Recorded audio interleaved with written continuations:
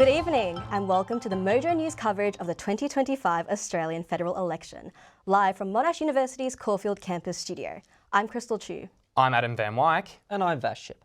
Before we begin, we would like to acknowledge the Wurundjeri people of the Kulin Nation as the Indigenous people of the land from which we are broadcasting to you tonight. We would like to pay our respects to those traditional owners past, present and emerging. Sovereignty was never ceded. Prime Minister Anthony Albanese led his party out of the political wilderness 3 years ago, becoming just the third Labor leader since the Second World War to win government from the opposition as voters turfed out the Morrison government. Tonight, he seeks to become the first PM since John Howard back in 2004 to win a second term in his own right. His challenger is opposition leader Peter Dutton and the Liberal National Coalition, aiming to topple a first-term government for the first time in more than a century.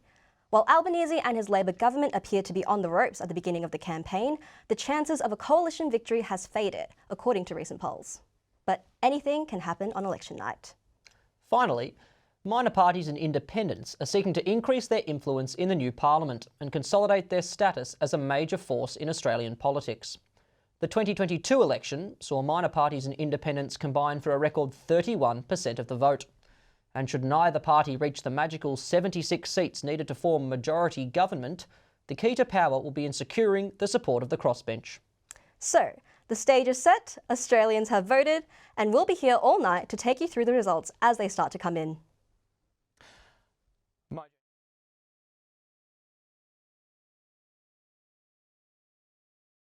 McLaughlin is at Labor HQ and we've got Elena Ivanova at Greens HQ in Melbourne, and we have Rahul Deepak Kumar at Zoe Daniels' election party in Goldstein. We would like to note that the Liberal Party was contacted for access to its Brisbane party room, but our repeated requests were not responded to. Finally, joining us throughout the night will be Luke Dean, a Monash University postgraduate student studying his PhD in politics. Luke will share his thoughts and insights into the results as they come through. As the polls closed less than an hour ago, our roving MOJO reporters spoke to voters about what helped sway their vote during this campaign. Daniel Krutrus and Cassie Berish have the story. Barrage of last-minute campaigning, polling booths, and of course, the democracy sausage. It's election day in Australia. Today's vote will not determine Don't worry about it all. That's why you got this, yeah? Or underneath your democracy sausage. Instead, the person who will lead Australia for the next 3 years. I'm in the seat of McNamara, where voters have been here nice and early to cast their vote. And I spoke to some volunteer workers, as well as some first-time voters, to see their views and what policies resonated with them during this campaign. How long have you been cooking up democracy sausages for? I've been doing it for, this election and the last state election. So I can't remember when that was, maybe 3 years ago. And why do you come back to cook democracy sausages? To support the school. My children go here, and and it's great to do something with the other parents as well. Are there any policies or issues that you're keeping in mind when you head into the ballot box this morning? Probably the HEX debt. Yeah. If they're going to wipe 20% off, that'd be nice. We've got a pretty big HEX debt that just keeps growing. So yeah. Yeah, same. I've done 2 degrees, so yeah, 20% off would be quite good. I think climate change is a huge one. Like, as a young person, you really want to invest in your future and make sure that there's like a safe and healthy world to live in. At Kooyong, the issues of national security, the housing crisis and cost of living have also been of concern amongst young voters. I'm with a first-time voter. Do you have any issues with this coming election? Just national security, basically. I think an important issue is cost of living. Even though, I'm quite young and I don't have to worry about that as much, I'm aware that it's a fairly big issue. Definitely cost of living. Mostly climate action, I think, is the main thing. And parties that stick to their policies and actually enact change and, Yeah, parties that follow through. Yeah. It's all good and well to say something, to make promises in the election campaign, but you have to actually follow through on those promises. I think cost of living. Yeah, cost of living. We're young, we work full time and it's still kind of hard to pay rent and stuff. Yeah. And I think also the violence against women that's been super prevalent in the last few years is something that I definitely want to put an end to, and want to put my vote towards that. Voters all across the country today continue to flock to polling stations. At the end of the night, the next Prime Minister will be announced to run the country for the next 3 years. To those viewing at home, stay tuned for in-depth election coverage throughout the evening here on MOJO News. I'm Cassie Barish, reporting for MOJO News. We've seen a sharp increase in Australians voting before election day during each poll since 2016. In fact, during this election, we've had 2.5 million people postal vote and 6.7 million people vote at an early voting centre. Vass, do people just want to avoid the queues, or could this be a sign that Australians have already made up their mind about the two major political parties? Well, I think it's a bit of both, Adam. On one hand, there's certainly a convenience factor. For many people, polling day can be a busy time. They might be working, they might have to take their kids to a sports game. So for them, it's far more convenient to go during the early voting period or get a postal vote sent out to them, and that allows them to vote on their own time. In addition to that, I think there is somewhat of a voter's dissatisfaction. People aren't really interested in politics. They see voting almost as a bit of a chore, so they prefer to get that over and done with, and then they can have their Saturday for themselves. So do you think, you talk about voter convenience, but I want to bring it back to party politics convenience. With regards to a major election campaign, we saw both Labor and Liberal announce their costings for their policies very, very late in the piece, like we're talking Monday and Thursday. So do you think that has an impact on how parties run campaigns if nearly half of the electorate's already voted prior to the Saturday? Well, I think it certainly has changed the way in which parties are able to handle their campaigns. Back in the day when you had very, very low numbers of non-election day voting, you would see that parties were able to save the big policies up until the last couple of days, and they could really build up to them and have them as big events. Whereas nowadays, over 40% of people in this election have already voted by polling day, so therefore they can't afford to keep these election promises late. They've really got to have them released before the pre-poll period. So Vass, set the scene for us tonight. What will each party be looking for as the results start to come in? Sure. So Labor has a notional 78 seats. That's a 2-seat majority in the House of Representatives. So they can afford to lose 2 seats and maintain their majority. Any more than that, and they'll be into minority government territory. Obviously, they're going to want to increase their majority. As for the opposition, they're about 19 seats back from government. So majority government's a long way off, but their main target would be to get Labor beneath 76 and force it into hung parliament territory. You talk about hung parliament. What do you think the prospect of that is? Do you think that's a likely outcome from this election, or do you think Labor could follow the polls and potentially hold their majority? We're absolutely right, and we've seen some late polling, particularly in the last week of the campaign, showing Labor may well be on track to hold, if not expand, their majority. However, conventional wisdom, if I were a betting man, I'd say we're heading for a minority government with neither party able to reach the 76 needed for majority government. And if you say there's going to be a hung parliament, who do you think will be the kingmakers? Bob Katter, perhaps? Well, Bob's always good for some entertainment value in Parliament, that's for sure. I think, obviously, the Greens members are seen to be more siding with Labor. You've got people like Katter, Helen Haynes, perhaps more Conservative independents. The real wild card is the Teals, elected last time, depending on how many of them, of course, are re-elected tonight. Do they go with Labor? Do they go with the Liberals? And how does that affect their political fortunes going forward? Great. Thank you, Vass. We're now going to look into the number one issue Australians have said is their main thing that they are looking at this election, and that is the cost of living crisis. To tell us more, we have Liam Metcalf has the story. For many Australians, the cost of living has become a cost of survival. This is so blatantly obvious we didn't even bother to do any vox pops about it. Everything from food to fuel has increased in price dramatically. The minimum wage income of many Australians, especially students, has made essentials like food much harder to afford.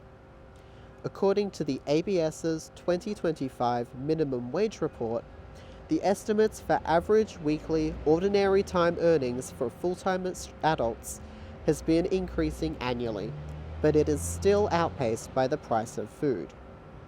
For many students, working full-time is not feasible, and their earnings are considerably less. Both major parties have announced a number of policies aiming at fixing the cost of living issue. The coalition has been focused on fuel, promising to cut the fuel excise in half.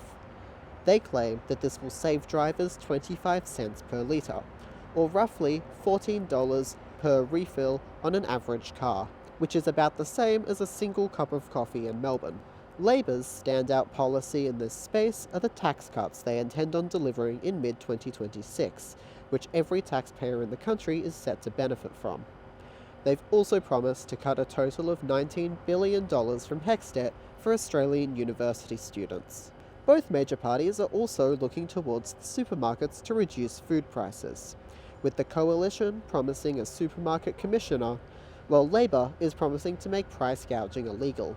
I don't think we need further analysis. I think we just need to acknowledge that the cost of food is increasing and that is a huge contributing factor to people struggling with the cost of living crisis. A strong view would be that we need to see all major parties and the crossbenchers and independents make commitments not only to consumers who can afford food and groceries, but also those who can't, because they are just as significant and just as important in terms of access to healthy food. Somehow, it might become even harder for a demographic associated with only 2-minute noodles to get by. Liam Metcalf, MOJO News. Thank you, Liam. Thus, how important is cost of living going to be this election? Well, it's no secret cost of living is far and away the most important issue to voters in this election. All of the polling says that, and it's been up to the political parties to really get their policies in tune with the electorate, because this is an issue that's top of mind for all voters. Speaking of political parties, how do you think they've handled cost of living? Do you think the electorate is in favour of what they've done? We're talking the 25 cent reduction in fuel excise and the 1 or 2% reduction in income tax from Labor. Do you think that that has resonated with the electorate? No, I think the electorate thinks this is a band-aid on a bullet hole sort of a solution here. They're really upset with the lack of vision, the lack of long-term sort of reform policies coming from the major parties. I mean, in addition, you've also got the HECS debt cut, which is a 20% from Labor. That's coming out, and obviously the Liberals are trying to play around with superannuation for first home buyers. But voters are not impressed with these policies, and that's why we may be looking at a minority government tonight. And which parties' platforms do you think will resonate the most with young voters? I think the Greens, who obviously are a political party who always poll well amongst the younger cohorts. You look at some of their policies, you've got a rental freeze, you've got putting dental into Medicare, you've got cheap public transport, and you've got completely eliminating HECS debt. So in the virtually impossible scenario that is a Greens majority government, those would be some of the policies, and I think they're really targeting cost of living, but also appeasing young voters. Besides what we have to live off now, what we have to live off in the future has also been a strong talking point during this election, and that means superannuation.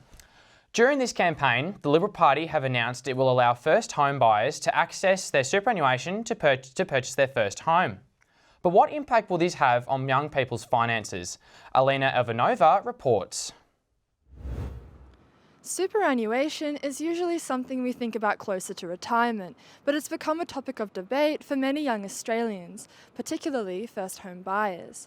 So what is super and how does it relate to the housing market in Australia? Superannuation, all it is just a way for Australians to save for their retirement. So think of it as a long-term savings account with the aim of allowing you to maintain your lifestyle and have a comfortable life when you decide to stop work. When you earn money, it increases your investment balance, which is invested by your super fund. Super accounts earn compound interest, and this compounding effect, especially over a lifetime in the long term, is what makes a super account such a valuable investment. Over time, your investment earns income, and that income is reinvested to earn more income. It's crucial to building wealth. So what impact would it have if young people withdrew from their super early to buy their first home? The advantage is it will allow those that otherwise couldn't have purchased property to put them in a position where they can. It could also create more pressure on the government and the public system with the age pension. Because these people have taken money from their super, they might have less over the long term to fund their retirement. Withdrawing super savings may not help much if you're young and you haven't been working long.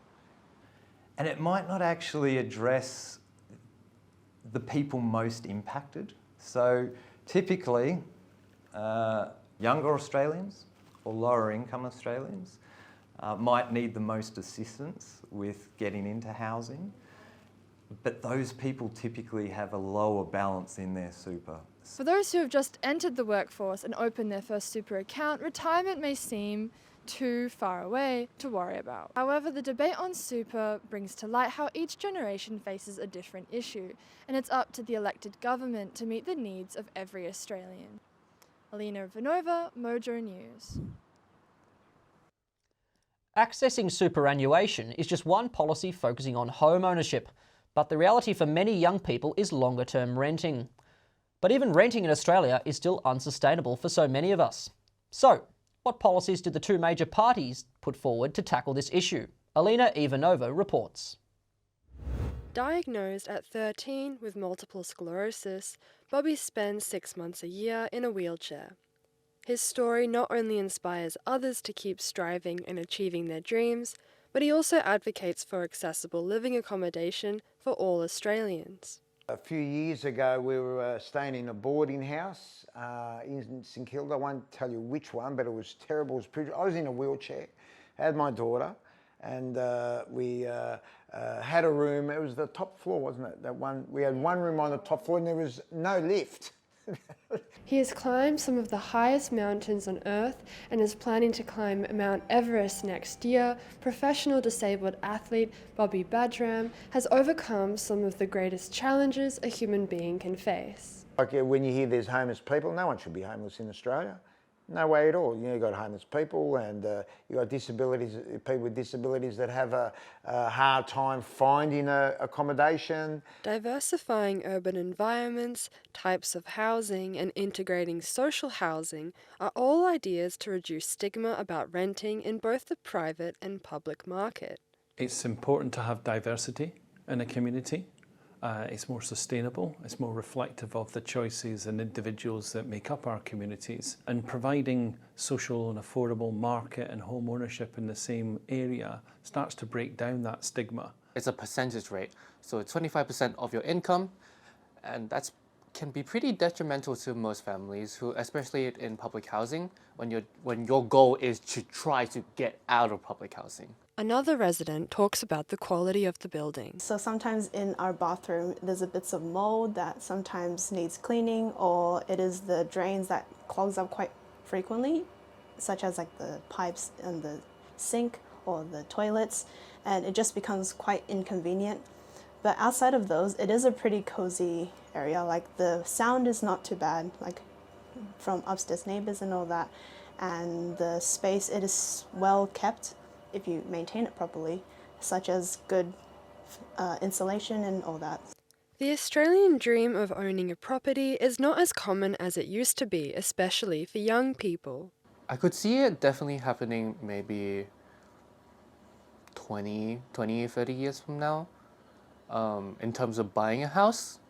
But when it comes to buying one like next 5 years, unlikely. Very unlikely. Housing is basically a human right. Everyone should access housing, decent quality housing. But housing is very complicated. Everyone has their own right to choose their residential location, but planning can direct and encourages people to live in certain locations.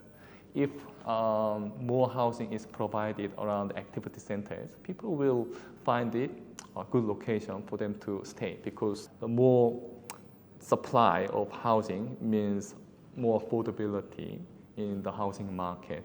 The Australian dream is evolving, and whether these changes will be made to the renting and housing market in Australia is up to the newly elected government in power. By including young people in the debate, the government can better shape what the Australian dream of tomorrow will look like. Alina Ivanova, MOJO News. Renting is a crucial issue for people our age, and many have suggested our generation will become a so-called generation of renters because of housing unaffordability. Alina has also written an excellent explainer on the basics of renting and renters' rights, which you can read on our website, mojonews.com.au. That leads us to MOJO News' interview with Jordan Vanden Lam, or who most of us know by his curious and somewhat orthodox alias Purple Pingers.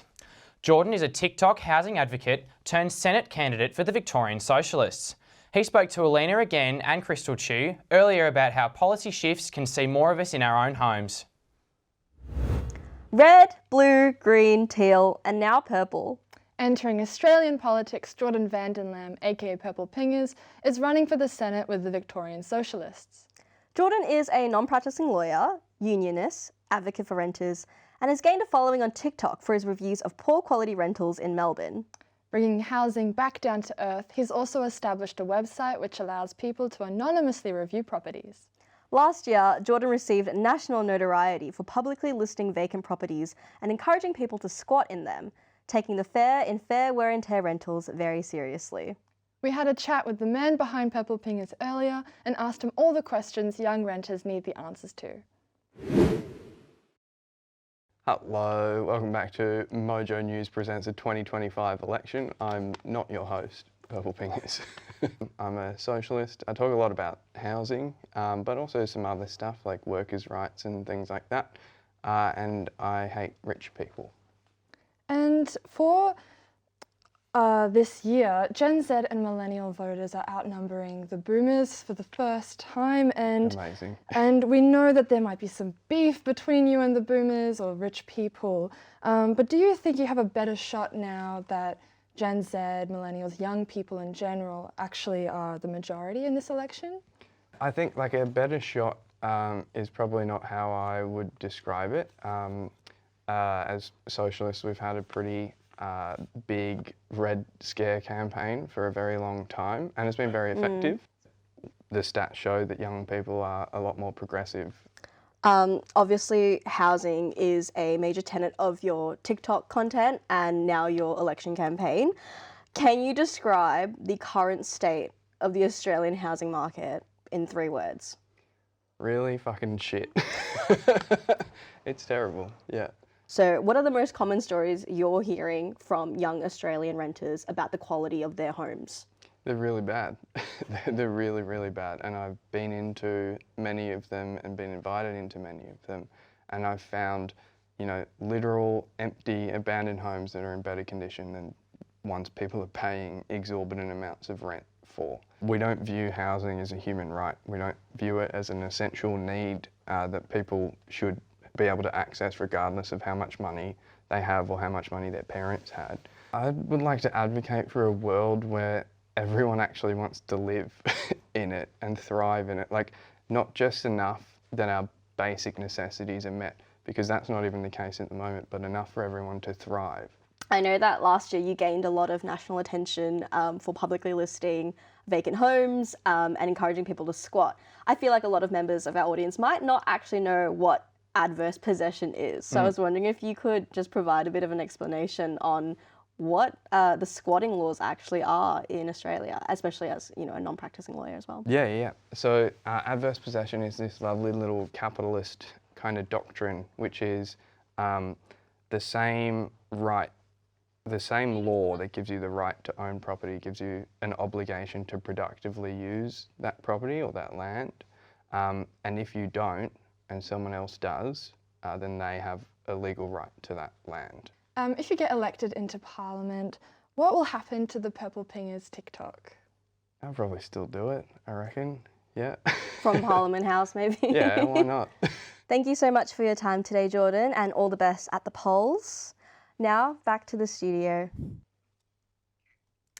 Thank you, Alina, and thank you, Crystal. We're going to cross live now to Greens HQ with Alina again, who's got an interview with Adam Bant. Alina, what's happening over there?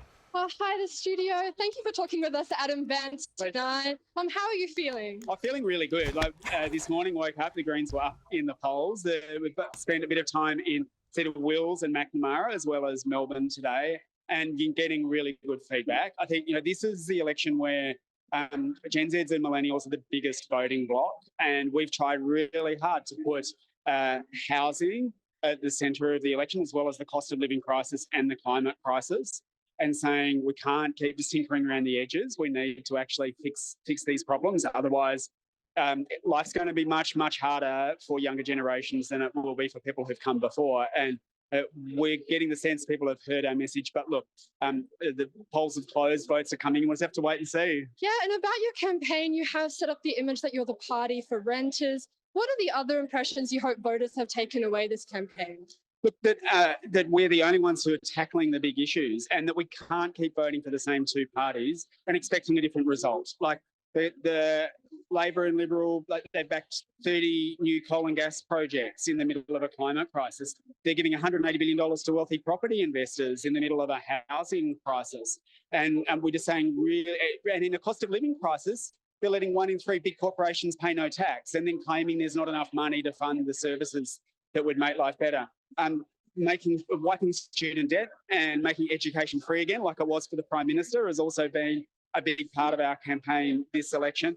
But I think people are saying that we're actually, in part because we don't take the donations from the big corporations, we're able to go in and bat for people.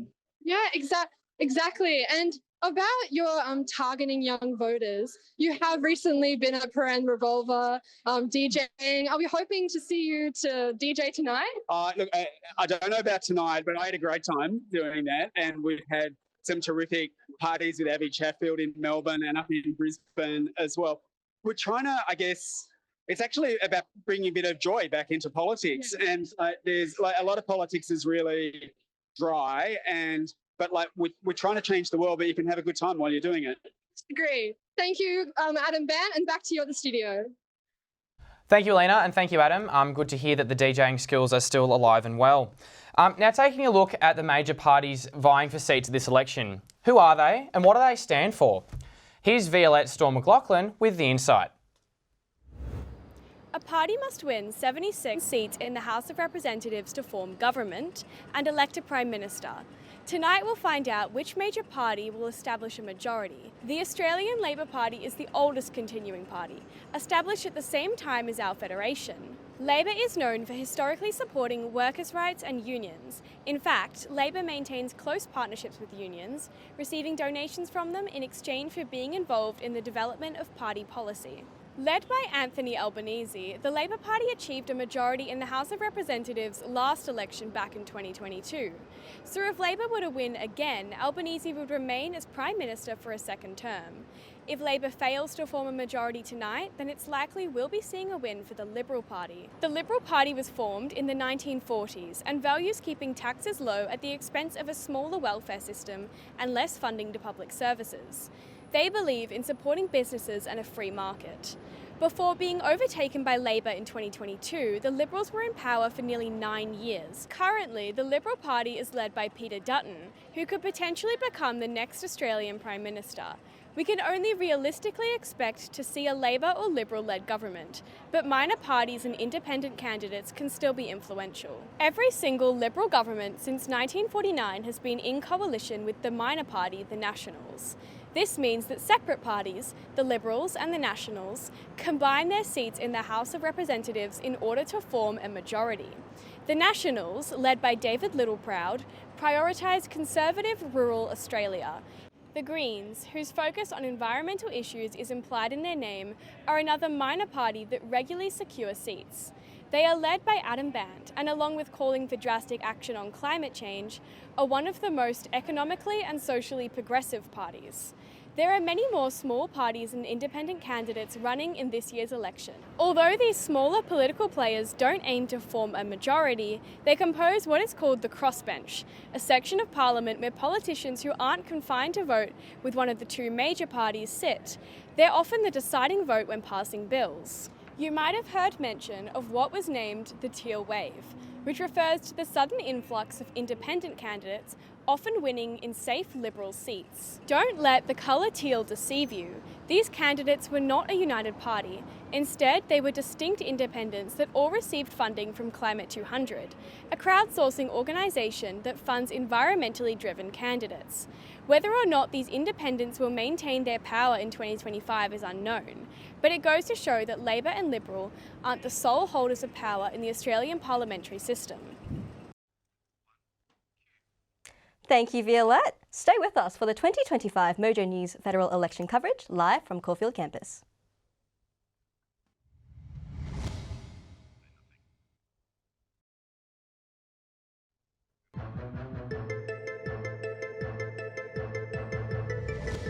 Hello and welcome back.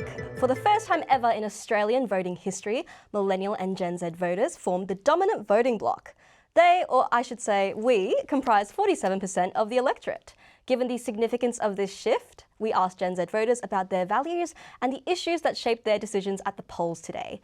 We'll share these thoughts with you throughout the evening during a series of segments titled We Just Asked That. Can you even name the Prime Minister? Do you just vote for who your parents vote for? Why do Gen Z complain so much? Sorry I'm late. Are we? Should I say that my name's Eliza and you say that your name's Abby? Should I say that my name's Emily and you say your name's Guy? Hi, I'm Zeke. I'm Nicole. Hey guys, this is Abby. This is Eliza. And together, we're Abby and Eliza. Ready to do this? Yeah. Right. Okay, sure. Yep. Are you woke? What is work? I feel like there's a lot. I feel like people who are like woke aren't the ones saying I'm woke. I feel like the people who are like on the other side, you know, maybe the more conservative crowd are the ones calling people woke and like attacking that. I'm woke in the sense that I care to have social change, structural change, and I care to learn a little bit more. Like things that started off as like a good thing ended up being something that they started to use to sort of immediately strawman you in a conversation, which shuts you off. I think wokeness can be confused with respect sometimes. So yeah, I'd hope to be woke. It's been like harnessed by two different crowds. I think that it's one used by more like right-leaning to shame people for being woke on topics that are really just basic human rights type things. I think I'd like to say I'm a bit woke.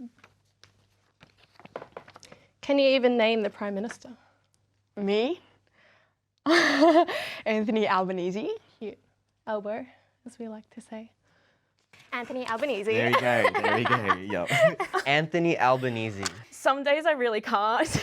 Yeah. Like, I know it, I do, but every now and then I'm like, yeah, it's still important to be able to at least know which party is in government. Yes, no, for sure. And what they stand for and everything. Yeah, exactly, precisely. Yeah. Yep. That like year or two where we had a bunch was like kind of the year we were coming into being aware of like political movements.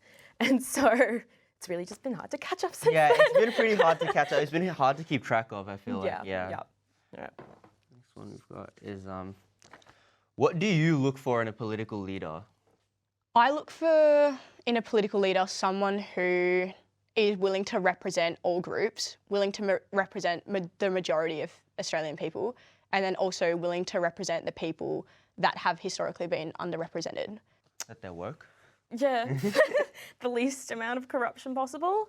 Party should be catering towards pretty much everyone's needs and adjusting those needs, or adjusting how they're helping those needs based on what is required the most in a way. Yeah, for sure. Prioritising. I also think a lot of political leaders I'd like to see in aren't what like the older generations would vote towards or want to see in, and up until I think this year they're mainly the majority. And so when I see political leaders I feel a bit disheartened. Obviously you put them number one in our preferential voting, but like seeing them not win is always a little bit disheartening. Isn't it great to know what the kids are thinking? Vass, do we have any early results? Well, Crystal, still early in the night at 7:05. With 1% of the vote counted, there's a 2.2% swing towards Labor on a national two-party preferred basis. That puts them at 54.3 to the Coalition's 45.7. They have taken a hit on their primary vote, but it's the preferences that are coming back to them. A long way to go. We've got some early seat calls for the Liberal National Coalition. Often you get rural seats coming in first. These are safe National Party, Liberal Party I have to ask from my comment before, but have we heard from Kennedy? No figures in on Kennedy, but I don't think anyone's really sweating on that result. I think Bob should be safe to go back for yet another term in Parliament. Yes, early days, Crystal. The safe seats will come in first. If we want to know about these marginal seats, we'll have to wait a bit longer. Great, thank you, Vass. It's worth noting this election could be won and lost here in Victoria simply by virtue of the large number of seats.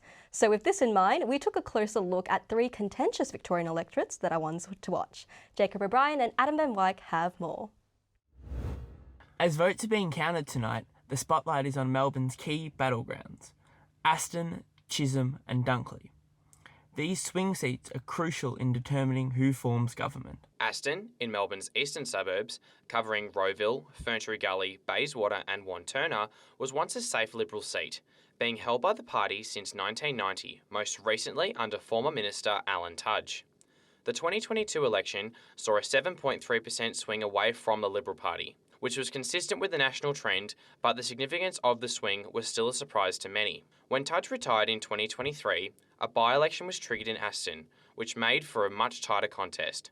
Labor's Mary Doyle, who achieved the swing in 2022, ran again, achieving a further 6.4% swing towards her, and thus gained the seat with a 3.6% margin. This was the first time a government gained a seat from the opposition at a by-election in a century. This election brings once again a big challenge for the Labor Party in the seat of Aston, with a strong campaign from local teacher Manny Cicchello, the former deputy principal who has run in numerous election campaigns. Firstly, as Mayor of Knox in 2004, before failed attempts at Holt, Bruce, and most recently in 2020 when he was barred from running for the Victorian Upper House. He's been campaigning in Aston for over a year as the candidate, thus presenting some fierce competition. With the predicted swing against the Labor Party nationally tonight, the question will be, will Aston swing towards the Liberals once again? In Chisholm, a recent redistribution has added new challenges for both candidates. Labor's Karina Garland, who narrowly won the seat in 2022, is up against Liberal challenger Katie Allen. Before the 2022 election, the Liberal Party held the seat with a margin of 0.5% with member Gladys Liu. Liu lost to Garland, who achieved a 6.9% swing towards her and the ALP.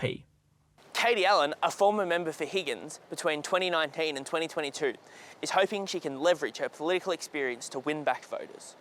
The Higgins electorate was abolished, and the neighbouring seat of Chisholm has absolved large parts of Higgins in the redistribution.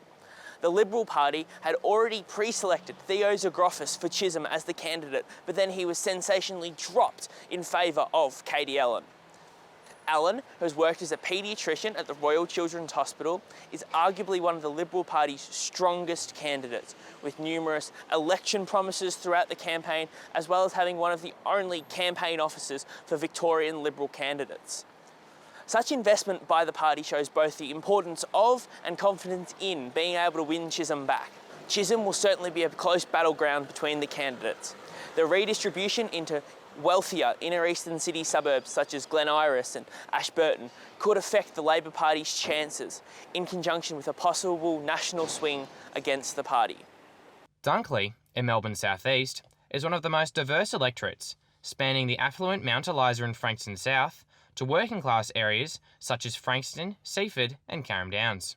The 2024 redistribution brought in Bond Beach and parts of Chelsea, adding even more variation to its socioeconomic and political profile. This 2025 election battle marks a second iteration of the matchup between Labor's Jodie Balliet and former Frankston City Council Mayor Nathan Conroy from the Liberals. The two initially met in 2024 in a by-election after the passing of well-loved local MP Peter Murphy. Murphy, in 2022, achieved an increased majority. A close contest ensued in 2024, with Balliet retaining Dunkley for the Labor government with only a 2.7% margin. This election will be a tight contest, with Balliet unlikely to receive such a high personal vote as in 2024. Furthermore, with redistributions to areas such as Chelsea and Bond Beach, the Liberals will be hoping to wrangle the seat back. Certainly an interesting watch ahead. As the votes roll in tonight, Aston, Chisholm and Dunkley remain front and centre. The battle for these swing seats will play a decisive role in shaping the outcome of this election. Jacob O'Brien and Adam Van Wyk, MOJO News, Caulfield. Thanks for that, very interesting. Just to take a look at a few seats now, guys. Early days, strong swing to Labor in Lindsay, which is in the outer suburbs of Sydney. A bit disappointing. That's where the Liberal Party would have looked to be doing well in those parts of the country. So that's a 3.7% swing to Labor. Again, very early days, under 1% counted. Also in Leichhardt, this is Cairns up to the top end of Queensland. Matt Smith, the Labor Party candidate, ex-Cairns Taipans basketballer. Turned politician? Yeah, exactly, yes. Well, Labor have got, that's who their candidate is up there. And a very strong 9.6% swing to the ALP with 2.4% in, so a little more vote. Again, expect that swing to settle down as more and more votes come in. And finally, Dan Tehan, a shadow Home Affairs Minister, Immigration Minister, who represents Wannon, which is the great vast seat in the west of Victoria.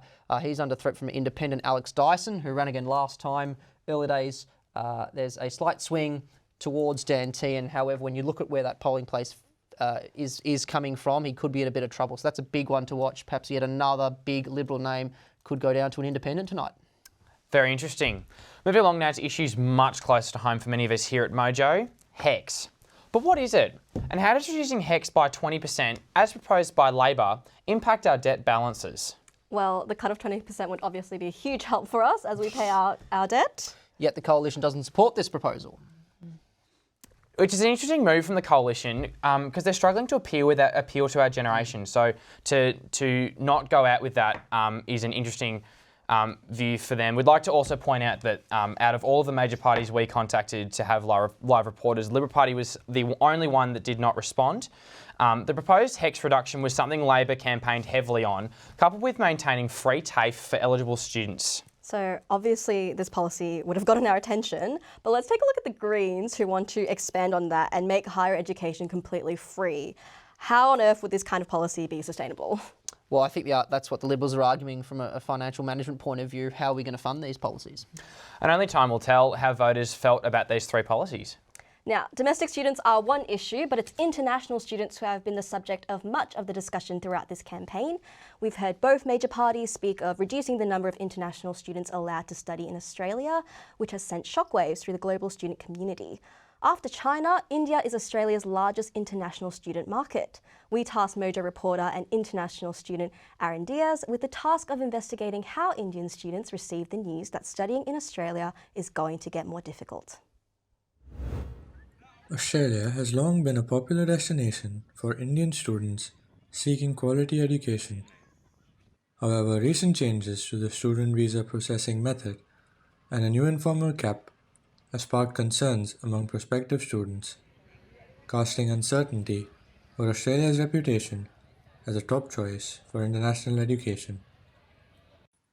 Prathamesh, who currently works in India, has always aspired to move to Australia. But the recent changes to visa regulations have made him doubtful. I've always had my heart set on Australia. The quality of education, the lifestyle there, has always fascinated me. I think it's the perfect place for me to launch my career. I've been working for it for the past few years, researching for universities, filling up my applications, and everything else. But the recent news about visa regulations there has been a bit discouraging. While any talk of foreign student caps naturally causes anxiety for Australia's higher education sector, its effects extend across the globe.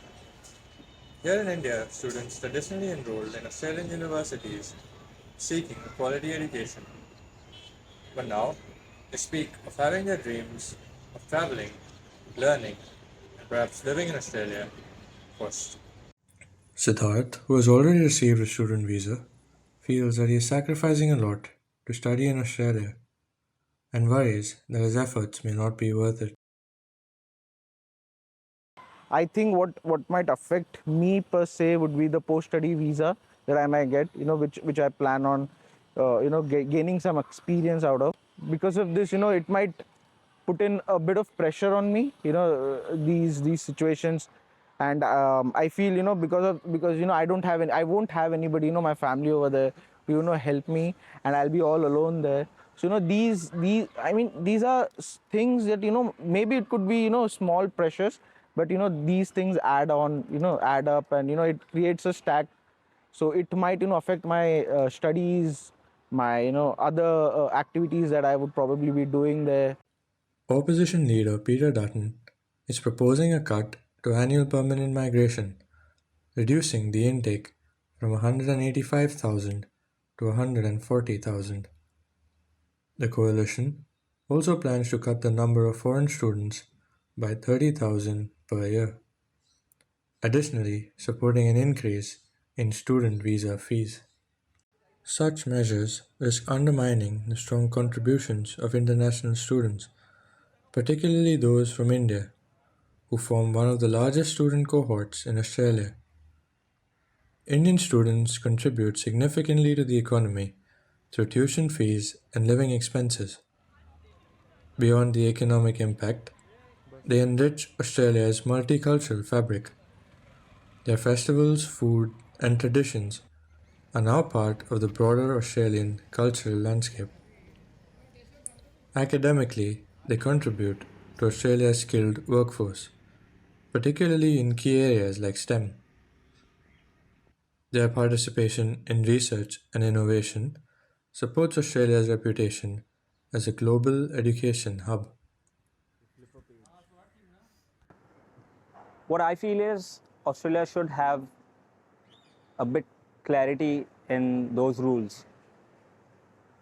It's a very tough decision for students to go abroad and study. But with these rules, it makes it even tough whether to go there or not. And as MOJO News. Aaron Diaz there reporting from India. To find out more about the challenges faced by international students, we're joined by Kriti and Hannah, who will be studying here in Melbourne. Hello and welcome. Tell us about your experience as an international student. What was the visa application process like? To begin with, the process itself was life-changing because it's a huge transition that we undergo, and the process of applying for a visa was quite hectic and tedious. I'd say collecting all the documents that's required to prove to the government that we're actually coming here to study, I think that took a lot of time. But in India, it's just that you cannot directly apply to universities here. So we have to go through an agent to do that. So all we had to do was just collect documents and give it to them. But it was expensive. I have a breakdown of everything I paid. My visa application was around $710, and we had to have an insurance, health insurance, to apply for a visa. So I paid around $2,000 there, and medicals took another $300 to $400. Wow. And the English proficiency test, even though I've grown up studying English, that costed me around $200 to $300 again. So almost I've spent around $3,500 before coming here, and that's not even my tuition fee. That's before everything happened. So yeah, it's quite expensive, I'd say. And Hannah, would you say this kind of process is very accessible for people? Actually, I will say that it's not really accessible and not easy at all, because I am a special case for Monash, because like I have late for the visa, which is like 2 months late, and I have late for the Monash University like schedule for 1 month, which I begin with week 5. And actually, I spent the same price with her, but actually I have finished my visa at like the end of June 2024. But like actually it had changed the price of the student visa fee, which is like up to $1,600 in July of 2024. So it was like immediately changed, and it's no announcement, and it's caused a lot of worry around international students for us. Every information has been published on website for application for the visa, but it's just still struggle because we have to provide a lot of paper to prove our financial. So that is not easy at all, I have to say. And Kriti, we've seen in this campaign a lot of politicians seem to love blaming international students for something like the housing crisis. How does that make you feel? To be really honest, well, when I landed here, the first place I stayed at was a student accommodation, and I used to rent a studio apartment, and that would cost me around $485 a week, which is more than what youths get here as allowance from the government. And now, if we look at that price, the same room is at $520 a week. Wow. So it's, yeah, we are definitely having a housing crisis, but for us, it's for the international students. And it's not because of the international students, but it's, even now, to live anywhere in and around the city, we have to pay somewhere around $700 to $750 a week for a livable apartment, which is way too much. And I don't think we are causing that. I don't think we are causing the housing crisis here. No. But yeah, government should do something, something for us as well, and probably try and reduce our housing rents as well. And finally, Hannah, do you find watching this election difficult at all, given that these policies affect you so much, but you're not allowed to vote? Yeah, actually that's true. Because like I thought like the both party, they are trying to control the international student by the controlling the percentage of international student that each of university can receive. And actually they are controlling the international student by raising the student visa cost, and I just cannot vote for anything. So I just feel like it sounds not really fair, right? Thanks for that, team. Moving back to the leaders at this election. Firstly, Peter Dutton, the man leading the Liberal Party, has had quite the career and his public image has been reshaped more than once during his time in opposition. Toby McGee reports on who Peter Dutton really is. Let's make sure that we can get this great country that we love back on track. Thank you so much. This is Peter Craig Dutton, the member for Dixon, leader of the Liberal Party and the opposition. He is also one of the wealthiest people to ever campaign to be the Prime Minister of Australia. Dutton was elected to the House of Representatives in 2001 and has held his seat in every subsequent election since, although it has now become the most marginal seat in Queensland, as Dutton retained it by 3,363 votes, or a 1.7% margin, in 2022.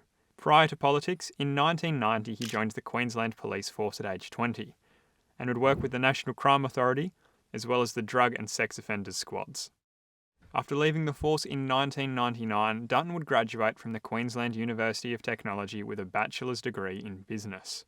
Throughout his political career, Dutton has been Minister at various times for Defence, Home Affairs, Immigration and Border Protection, and Health, among others. As Immigration Minister, Dutton is said to have played a pivotal role in Operation Sovereign Borders. This operation targeted people smuggling in Australia, or, as the Liberal Party had campaigned on in 2013, The boats will be stopped. Stopping the boats. Prior to this operation, more than 1,200 people had died at sea trying to enter Australia. He claims his time in this role and as Home Affairs Minister led to the removal of all children from detention, the cancellation of 6,300 non-citizen dangerous criminals visas, and overseeing the efforts of ASIO and the AFP to thwart 20 terrorist attacks. While serving as Health Minister, Dutton was voted as the worst Health Minister in the past 35 years, in a poll conducted by Australian Doctor magazine a decade ago. During the time he served in Parliament, Dutton voted in 83% of matters.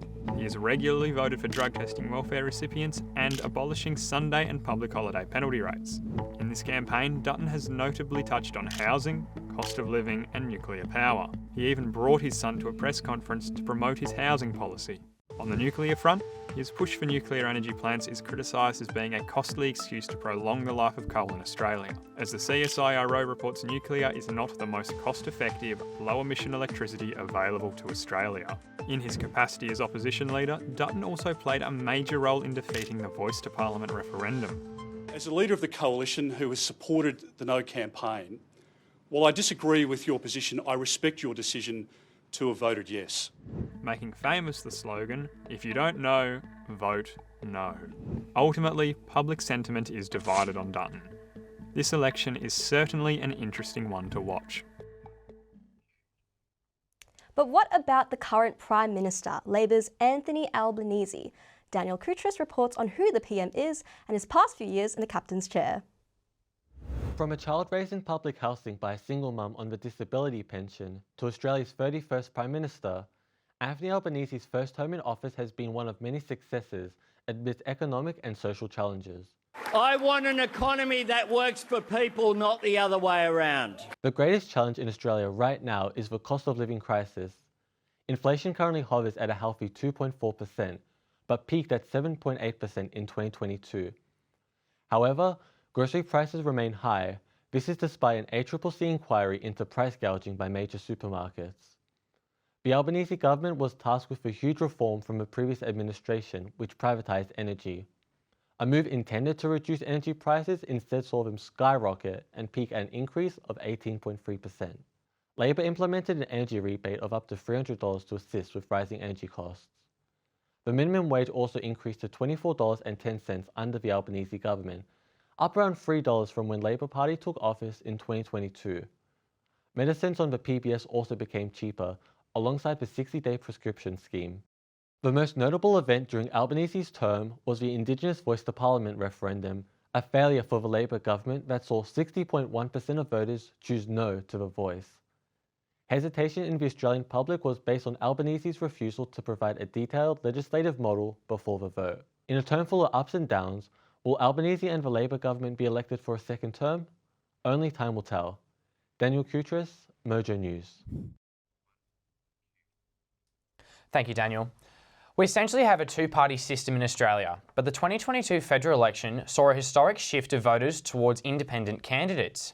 In particular, we saw a group of independents running on strong climate platforms in traditionally safe Liberal seats and winning. These, of course, were the so-called Teals. Violette's Dawn McLaughlin returns to tell us what the Teal campaign looked like in 2025. 3 years ago, Australia elected its largest House of Representatives crossbench in recent history, with 1 in 3 Australians voting for a minor or independent as their first preference. Amongst this crossbench was a group of independents nicknamed the Teals. 6 women who won in previously safe Liberal seats. Named after a colour, supported by the same major donor, and sharing similar values, they may appear to be a united party. However, the Teals, sometimes called community independents, do not share leadership or confine themselves to voting in the same way on parliamentary bills. Not all of them even use the colour teal in their campaign branding. The idea behind the name Teal is that it's a mix of green for environmental focus and blue for being fiscally aligned with the Liberals. Though once entering Parliament, they weren't as financially conservative as expected, with several campaigning for reform to tax, the HECS system and housing affordability. The Liberals are unsurprisingly starkly opposed to the Teals, considering they took several of their safe seats. They endorsed the advertising campaign Teals Revealed by political interest group Advance, which framed the independents as being Greens in disguise. This election, Climate 200 has funded even more candidates than in 2022, with 35 nationwide. Here in Victoria, we've had 2 Teal MPs, Zoe Daniels in Goldstein and Monique Ryan in Kooyong. Though, eyes are also on the rural Victorian seat Wannon, where independent candidate Alex Dyson made his seat marginal last election. I'm seated here with Dr. Monique Ryan, who has been the MP for Kooyong for the past 3 years. Thank you so much for joining me today. Would you mind please starting by telling me how you believe the Teal wave has changed the dynamic on the crossbench in the last parliamentary term? Sure. Well, look, it's an interesting thing. So when I stood for election in Kooyong in 2022, there was no such thing as a Teal. In the last 3 or 4 elections, we've seen a decrease in vote to the major parties. That's been a trend that's been there for quite a long time now, and it's continuing to manifest. So at the last election, about a third of Australians voted for independents or small parties, the Greens or other small parties as well. And that just shows that people are just unsatisfied with the major parties, that the major parties aren't representing them as they want, and that they're looking for a reasonable alternative. And what have you done in the past 3 years to help young Australians and students? What I've heard from people in my community is that they're struggling. And when you look at the numbers, fewer young people are starting tertiary degrees or tertiary courses in this country. And one of the issues there was HECS. Started a petition, put a huge amount of pressure on the government to act on that, and they responded. In the lead up to this election, the Liberal endorsed campaign Teals Revealed have criticised Teal candidates for being overly aligned with Greens. Considering that you voted the same way as Greens leader Adam Bandt on 74% of bills, do you think there's any validity in the Liberals' claims? I'm not voting for the Greens. Often we're voting in the same way. So yeah, I'm voting with them, but I'm not voting for them. I'm voting with them on climate and environment. But then we're also supporting the government's moves on things like tax reform or making healthcare cheaper. So yeah, we're voting in the same way. That doesn't mean that I'm agreeing. And if that's all the Liberals have got, it's a pretty soft case. And what about with other Teals? Do you think of yourselves as you're aligned with each other, or do you think yourselves as completely independent from other Teals? Well, the other community independents came to Parliament with similar sorts of platforms to me. So climate, integrity, transparency in government, gender equity. We go to briefings together because it's easy for groups to give us that information at the same time. I'll listen to the questions that they ask and they'll listen to the questions I ask. And we learn from each other and we work together I don't want people to think we don't work together. We do. It's a really productive relationship. But at the end of the day, we're all independents. And why have you chosen to withhold from revealing who you would support in the event of a hung parliament? That's my opportunity to hold the parties to account. So if I say, no, I'm going to support this person or that person, I lose all my bargaining power. And that's not in the best interest of my electorate. How has the funding from Climate 200 benefited your campaign? And how have you made sure that with your position, you have helped climate action?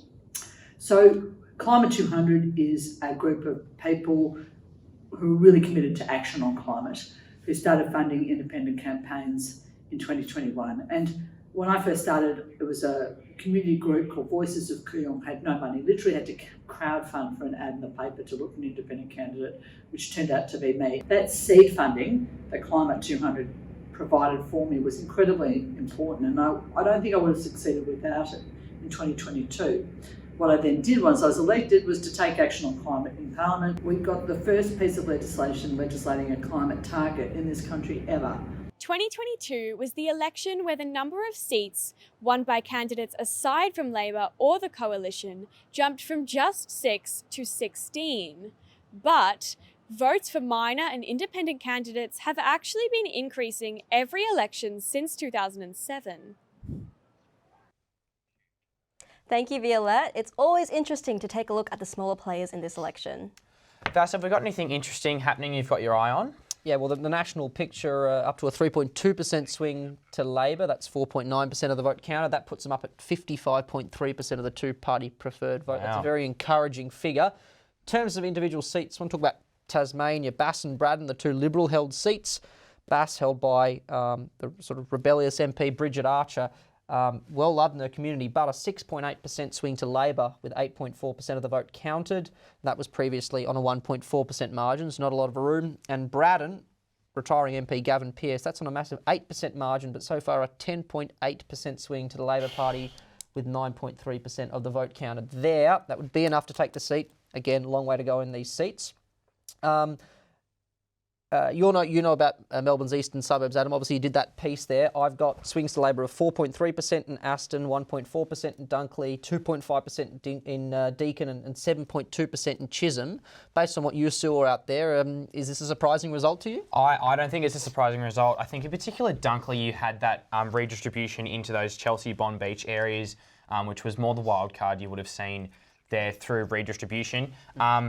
I would have said Aston is an interesting one to watch only because of the by-election in 23 with Alan Tudge Alan Tudge retiring and then Mary Doyle taking that seat off the Liberal Party. Deakin's an interesting watch too with the redistribution. I think Michael Sukkar only had that with a 0.2% margin on the last election, and to move in with to Matt Gregg having a much stronger campaign at this election. We're definitely seeing results in Deakin don't surprise me either. But I think Chisholm, how much have we got on Chisholm? Under 1%, so we'll come back to that later. Yes. Thank you both of you. We're going to a short break now, but stay tuned right here on Channel 31 as we continue our coverage of the 2025 federal election.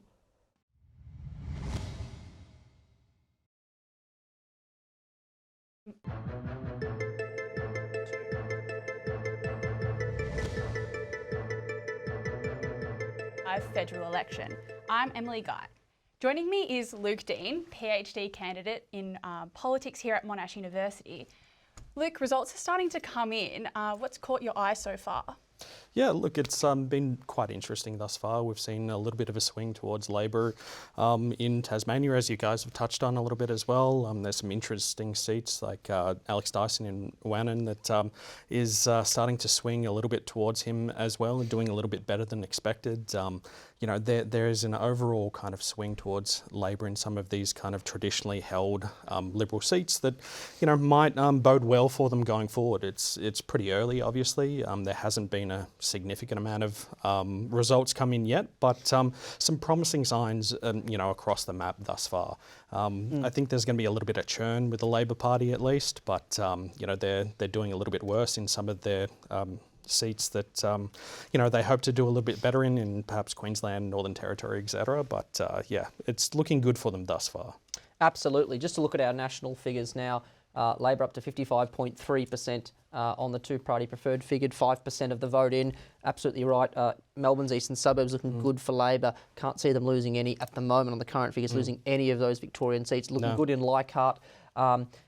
Even Aston, we're talking about them being ahead. Just wanted to check the Wannon figures there because we've still got a slight swing to the Liberals, but that sort of electorate there, it's a very disparate population. You've got small towns, you've got rural areas. It really depends on where the figures are coming in from there. I want to talk about the Greens just for a second in Brisbane. Obviously, they've got those 3 seats. That's Ryan, Brisbane and Griffith concentrated up there. You've got effectively 3-cornered contests in all of those seats, hoping to win back Brisbane and Ryan. Obviously, Labor used to hold Griffith. How do you think? You think Peter Dutton's going to play well up there? He's a Queenslander. Yeah. However, what do you make of his? I mean, certainly in Queensland, Peter Dutton being a local is going to play relatively well. I think the Greens have done a good job thus far in their kind of campaign. It really depends on who's going to come in third within the kind of contest there to decide, whether or not they retain those seats. I wouldn't be surprised, because it's an inner city kind of seats, quite kind of progressive in that sense that the Greens will do quite well. I don't see them losing significantly on their votes there, but I think they'll do reasonably well thus far. Yeah, absolutely. I'm just looking at these seats currently held. You got Ryan, Labor ahead in that seat currently. The Green voters forward, Brisbane, Green voters forward, and Griffith. There's a massive swing away from Max Chandler-Mather. So if those 3 seats move across, or even 2 of those seats move across into the Labor column, that could go a long way towards majority government for Labor. As we await some more concrete results, let's discuss voting. While we at Mojo News love elections, you've probably heard some people in the community opt for something called donkey voting. But what is it? We sent out our reporter Taylor Penny to a donkey farm to learn more. Millions of Australians have cast their vote. And as we await this election's outcome, it's worth taking the time to discuss something taking place in our polling booths, known as donkey voting. So saddle up as I explain what a donkey vote is and how it might impact this election. A donkey vote occurs when a person chooses not to number candidates in the order of their preferred elected official, but rather in the order the politicians appear on the ballot. So, if you're lucky enough to draw first position on the ballot, good news, you're going to get the first donkey vote of all voters, which may give you an edge over your opponents. A donkey vote can occur for a number of reasons. It could be a person who simply doesn't understand how to vote. The voter's genuine preferences may be sequential to the order of the ballot, or, and let's face it, this is most likely the main reason, the voter simply doesn't care how their vote will influence their seat. According to the Australian Electoral Commission, when a ballot paper is incomplete or you can identify the person who voted, it is known as an informal ballot and does not count in the election. But when a vote is cast correctly and completely, it is counted. So, donkey votes are counted, given that the ballot paper wasn't really used for its intended purpose. The Electoral Reform of South Australia made an inquiry into the 2022 federal election, stating that it was concerned on the impacts donkey votes had on the federal election. Ultimately, however, the donkey vote has less of an impact than was once thought. The modern election process has changed significantly in Australia, including changes made to the ballot paper themselves. Previously, candidate names appeared in alphabetical order, meaning that whoever was first would gain all donkey votes based on the spelling of their name. But these days, that's no longer the case. The AEC now conducts random draws to determine the order of candidates in both the House of Representatives and Senate elections. This helps to rein in the donkeys a little.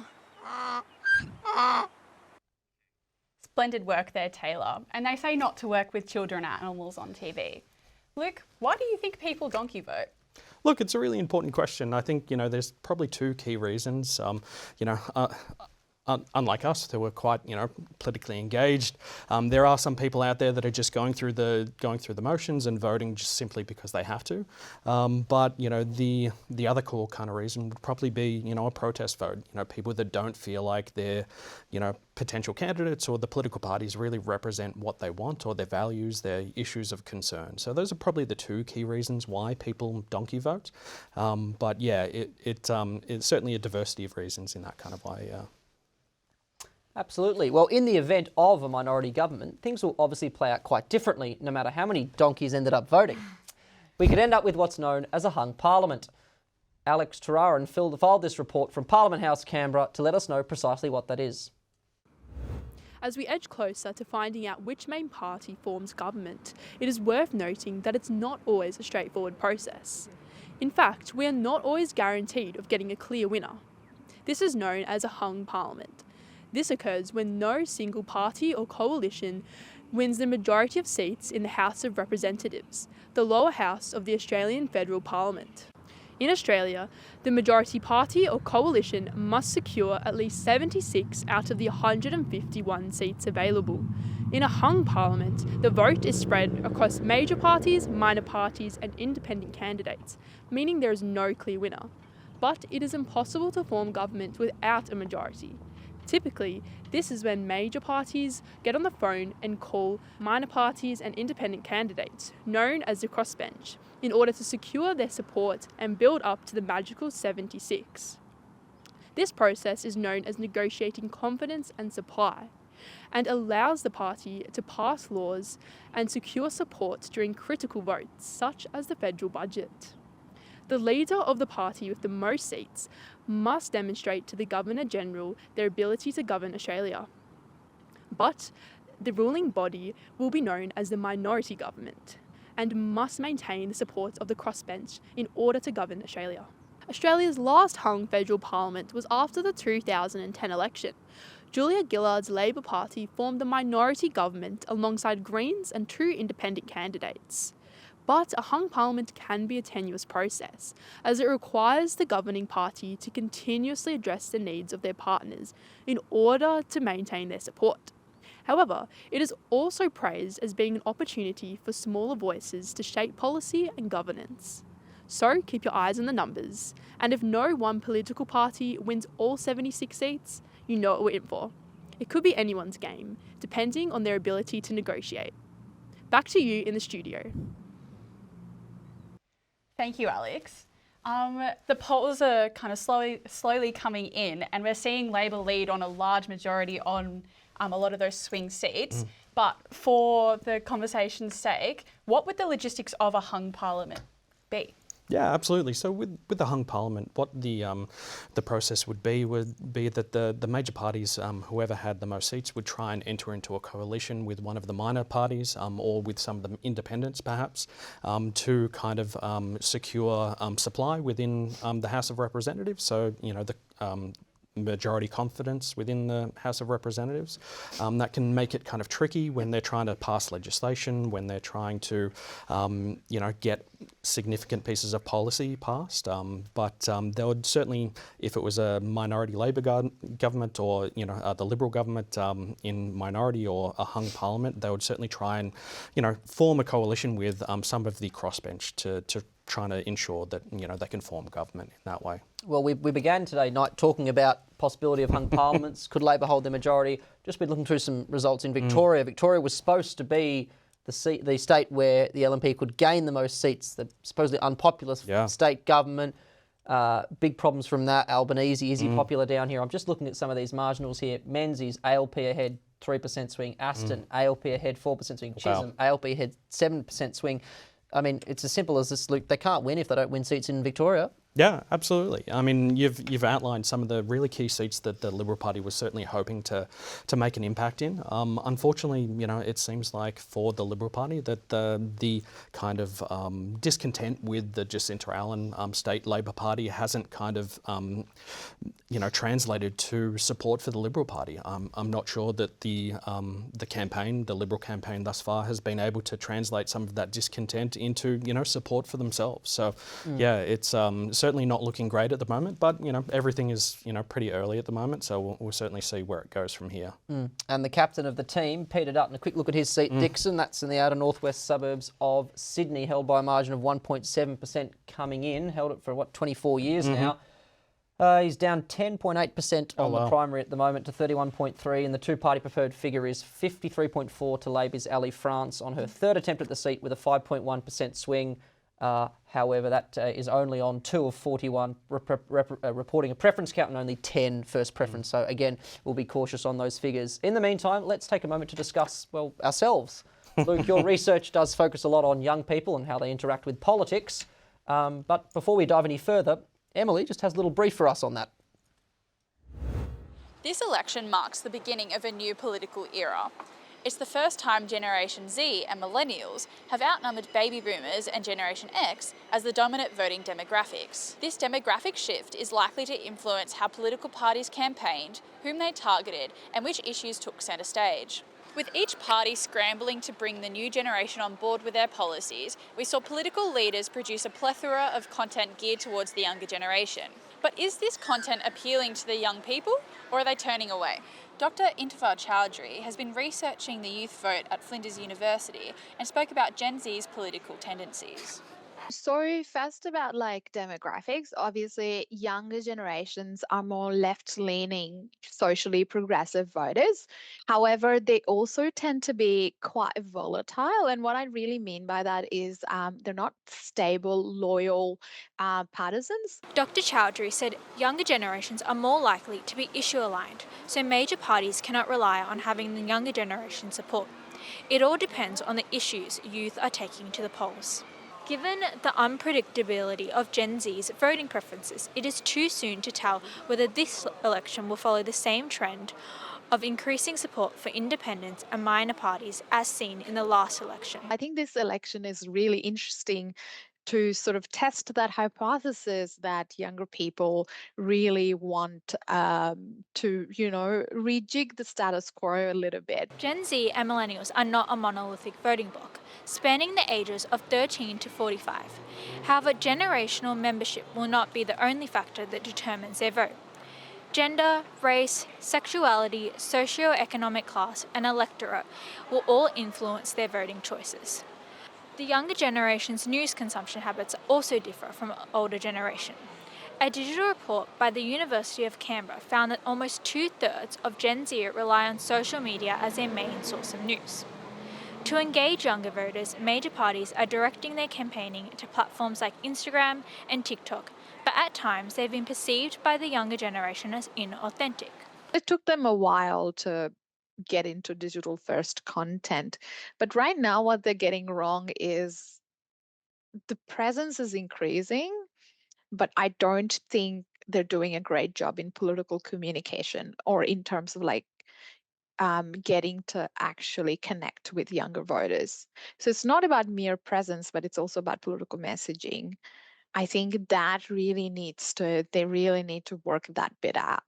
Immersed in technology since birth, Chowdhury said Gen Zs are the best of any generation at discerning disingenuous or false information online. She said this is why parties like the Greens and Independents have been able to tap into younger voters so well, because they engage with them most authentically at a community level as well as online. In order to make your constituencies feel like you actually understand what you're talking about, and rather than, a political elite with bullet points written by your speechwriter, and you absolutely have no idea what what a young person's life looks like. Emily Guy and Nicolene Canisius. Luke, there's a lot of talk earlier in the campaign, especially about a minority government being the most likely result this election. How is this relevant to young people? Look, I think it's relevant in two ways. Young people are increasingly voting for minor parties, for independents, for other kind of political candidates outside of the two major parties. So I think the possibility of a minority government is very much reflective of young people's engagement and young people's support for minor parties. My apologies. But I think if there was going to be a minority government, it would probably be beneficial for young people because that would, perhaps dictate that there would be more minor parties, more independents in office who have been, campaigning on youth issues and, support for youth issues of concern. Yeah. And in the next 5 or so minutes, polls over the West are going to start closing. What are we thinking we might see over there? Yeah, look, I mean, there's two probably seats that we're watching quite closely. Bullwinkle, the new seat that is, was hopefully going to be, for the Liberal Party a Liberal pickup. Doesn't look likely with the results thus far. Also, Tangnay was again, a hopeful Liberal pickup. They hold it on a 2.8% ALP kind of lean at the moment. I'm not certain that that's going to hold if these. I'm not certain if the Liberals are going to be able to pick that up if the trend continues to Western Australia. But those are certainly the two seats that I'd be looking at. Yeah. That's great insight, Luke. Why don't we see what young people themselves have to say? Here's another instalment of We Just Asked That, where we ask the youth how they cast their votes. Do you just vote for who your parents vote for? No, like I wouldn't base my vote on theirs, but they do align, hopefully, most of the time. No, I do not. I would say they are pretty progressive, but I do think I have my own political opinions for sure. My parents is quite in line with what I vote for, but I reckon I'd definitely say I put the Greens higher up than I would, and the Independents than I say like maybe Labor. As someone who's young, I have different values or different things that I want out of my government compared to, say, my parents both work full-time, so they have different things they've got to look towards. My parents have absolutely no faith in the Greens whatsoever, and I'm always putting them first. I do think it's important to try to form your own opinion, especially one that's not formed on Facebook, which some blessed parents might be using as their main media source. But I feel like it is so important to not get caught in the trap of just voting for who you are expected to vote for. Or like who they vote for, I can't really control. They can't really control who I vote for.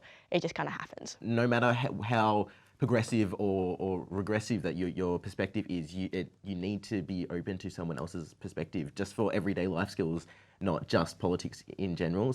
Is the only political issue you care about the environment?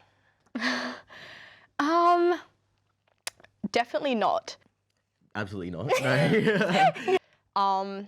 I think there are so many more issues that are very pressing, just as pressing as the environment. And I think also when you want to care about the environment, you necessarily have to care about other things as well that go into addressing environmental injustice. Prioritising the environment it has to be one of your main priorities. Yep. You can't think about the environment without thinking about the economy or without thinking about people who are most vulnerable or all of the different factors that come into it. From things like people with WIMs deciding whether or not they want to bear children, things like that. Like it trickles down into everything. So yeah, I think even though, the environment is not the only thing that we care about, it's a major factor and that we base all of our decisions off of. Especially for our futures and for the next generation's futures, it's very important to be prioritising political leaders who are putting the environment first, but I also think that there is more to a political party than just the environment. Yeah. Yeah, and I think especially looking long term, like you can think about a budget for the next 4 years, but what about the next 20? What about the next 5 years? Yeah. That was the young people of Melbourne and their thoughts on voting. Look at a few more seats now, Luke, in particular the Teal seats. Everyone was talking about the Teal seats. Could the Liberals bring these back into their column? Certainly doesn't look like they're having much luck against Labor. How are they doing in some of these Teal seats early days? Yeah, look, at the moment it looks like Kooyong especially is swinging back towards Monique Ryan. There was, hopes that the Liberal Party could retain this seat or get this seat back from Monique Ryan. It doesn't seem like Amelia Hamer has done enough in that context. Goldstein, there's a little bit more, hope there for Tim Wilson perhaps in the Liberal Party. There is a little bit of a swing, 3% swing back towards the Liberal Party, which is, quite good for them there. McKellar, Wentworth, there again, there is more of a swing back towards these Teal candidates as well. So, I think that, on average, it looks like the Teals are doing far better than expected, and it doesn't look like the Liberal Party is kind of winning back these seats that they really wanted to get their hands back on. Yep, and absolutely. I'm just looking at Bradfield again on Sydney's North Shore, one that they were looking to add the Teals as a new Teal. That's Nicolette Boyle there. That's 5.5% swing to the independent with 9% of the vote in. So that would be another gain. And again, another Liberal out of the North Shore of Sydney. They're a bit of an endangered species in that part of the world. Other independents, just a quick look around. Wilkie looks fine in Clark. Helen Haynes looks fine in Indoor. Bob Catter looks fine in Kennedy. So it seems like, if you can believe it, we're going to have another increased crossbench again at this stage. We've got a few green seats to look at, but another good night for independents so far. I guess that's the thing about. Yeah. So what's this looking like for the Liberals if we're seeing the Labor Party do so well and then we're still seeing the independents doing so well as well? Yeah, look, I mean, I'm sure that the Liberal Party is at panic stations right now. I'm sure that they are not, particularly happy with the results that they've seen thus far. I think with the inability of the Liberal Party to pick up these kind of, blue ribbon seats that they'd lost to the Teals, and also, not be able to flip these kind of seats that the ALP was holding on, these kind of marginal kind of vote share, it seems like they're not winning in kind of either direction. So it certainly doesn't bode well for the chances of the Liberal Party at the moment, but also I think it'll make them ask some pretty deep questions about where they go forward with their party and, particularly the candidates that they're running as well. Yeah, thank you. We currently have 150 electorates in this country, and the electorate you vote in can change depending on a number of factors. But what happens when your electorate you used to vote in completely disappears? This is what occurred with a former seat of Higgins in Melbourne's inner southeast. Emily Howell explains. Are you voting in a new electorate this federal election? Well, you're not alone, with thousands of Victorians impacted by recent changes to the electorate lines in eastern Melbourne. Last year, the Australian Electoral Commission finalised electoral boundaries in Victoria and Western Australia, calling for the abolishment of inner Melbourne seat of Higgins and the creation of a new outer Perth seat of Bullwinkle. The seat of Higgins has been a stronghold electorate since 1949 and has been represented by two former Prime Ministers, Harold Holt and John Gorton, as well as former Federal Treasurer Peter Costello. It has represented suburbs such as Armidale, Malvern, Prahran and Toorak, as well as parts of Ormond and South Yarra. But over in the west, a redistribution occurred due to WA's growing population. Victoria's population growth slowed during the pandemic, and they have therefore lost one of their seats in the House of Representatives, dropping from 39 to 38 seats. Under the new electorate plan, Higgins will be redistributed into neighbouring electorates of Chisholm, Hotham, Kooyong, Macnamara and Melbourne. Stonington Council residents have expressed their disdain for the abolishment, even submitting written objections to the Australian Electoral Commission, with concern that their council will no longer be fairly represented due to the new five-way split of the local government area. Among those disappointed is current Higgins MP Michelle Anandaraja, who is the first Australian Labor Party member ever to secure Higgins' seat. This has the potential to change voter demographics within some of these electorates. Now, why is that important? For the seat of Kooyong, it is still unclear who will take the seat, as they welcome residents from Liberal voting suburbs such as Toorak and Malvern, as well as Armidale and Prahran. With parts of Higgins' seat being absorbed by Labor-ruled seats of Chisholm and Hotham, could Higgins and its large Liberal voter population have the potential to change the voting demographic? Well, what now for the politicians of Higgins?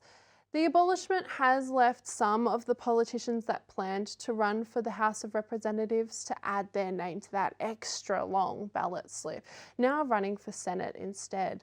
Michelle Anandaraja has chosen to pursue a seat in the Senate, whereas Liberal Representative Katie Allen has pivoted her plan, now running for the seat of Chisholm. At the end of the day, as Australia continues to evolve, so must the electoral boundaries, and so may the parties elected in this election. Back to you. Thanks for that, Emily.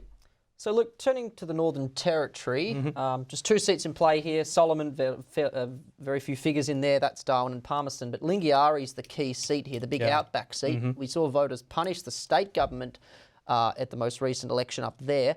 But are they punishing the federal Labor government? Yeah, well, it looks like it in the Northern Territory and Victoria as well, that, voters have been able to differentiate between, state governments and the federal government itself. It seems like that, whilst there was, some disenchantment or dissatisfaction within the Northern Territory, at least for the Labor state government there, there certainly hasn't translated to dissatisfaction at the federal level. So that certainly doesn't bode well for the Liberal Party going forward.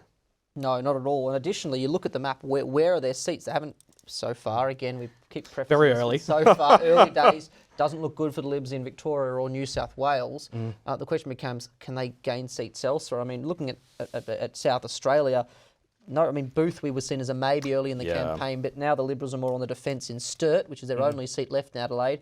And from a WA perspective, Labor had a great result last time. However, as you mentioned before, only really Tangley and Bullwinkle left. So it really did, the Libs were banking on gains in Victoria and New South Wales, and they're not getting them there early in the night for this. But I guess my question to you is, Luke, how many seats do they need for Peter Dutton to retain as leader, or is he, facing a lack of competition in the party room?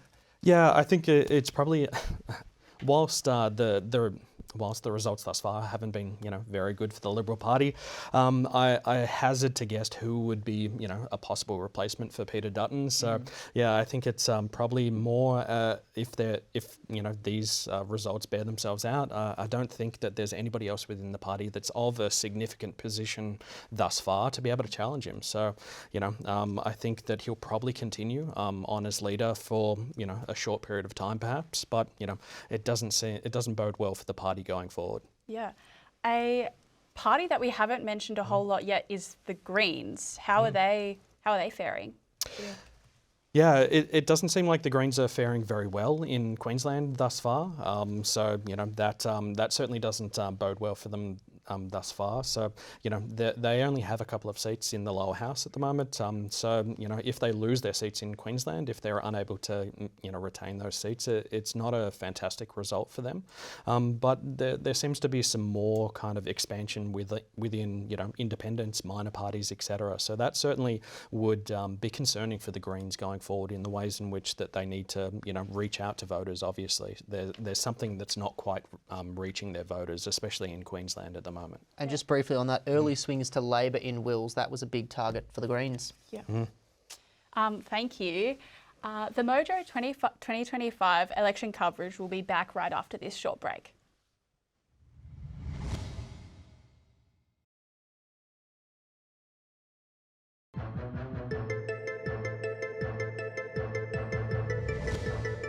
Welcome back. Luke Dean stayed here with me, but I'm joined by Jacob O'Brien. We often hear when it comes to election day that the recent redistribution has changed the landscape for some electorates. But what actually is redistribution? Here, Jacob has given us some more detail on boundary redrawing.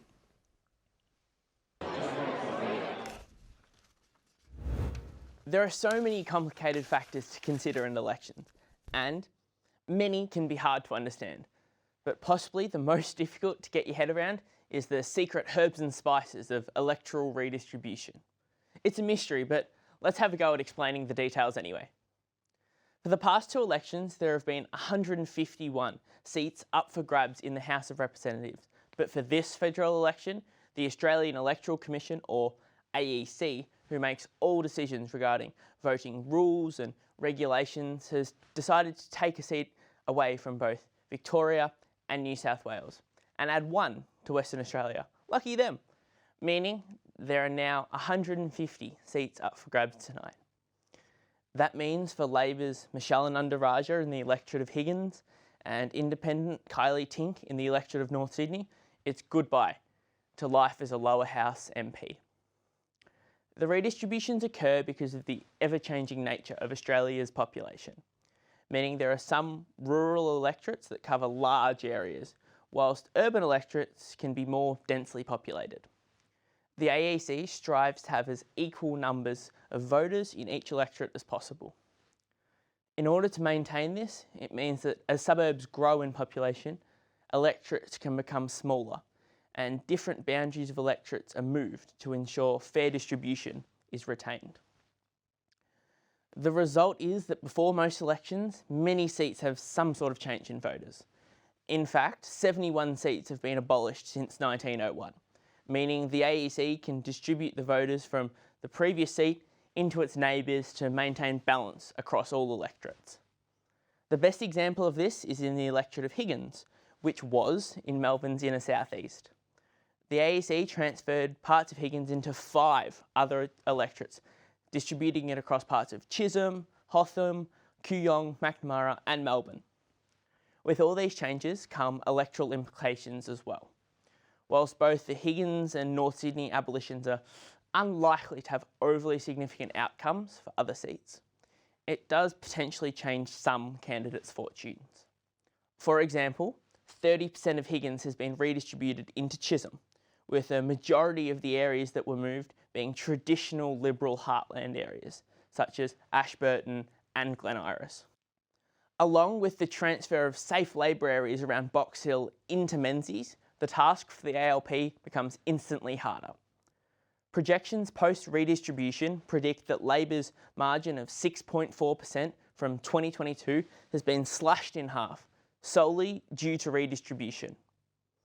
Panning further across the country, there are redistributions happening with various effects in most states and territories, most notably in Western Australia, where there has been the addition of a new seat east of Perth named Bullwinkle.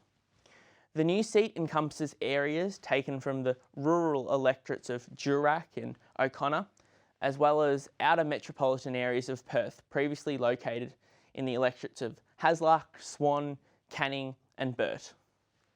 The seat is considered notionally Labor due to previous polling booth results, but is being contested for the first time in 2025. The unusually strong results for Labor in WA in 2022 gives the coalition some hope that it could gain Bullwinkle for the first time.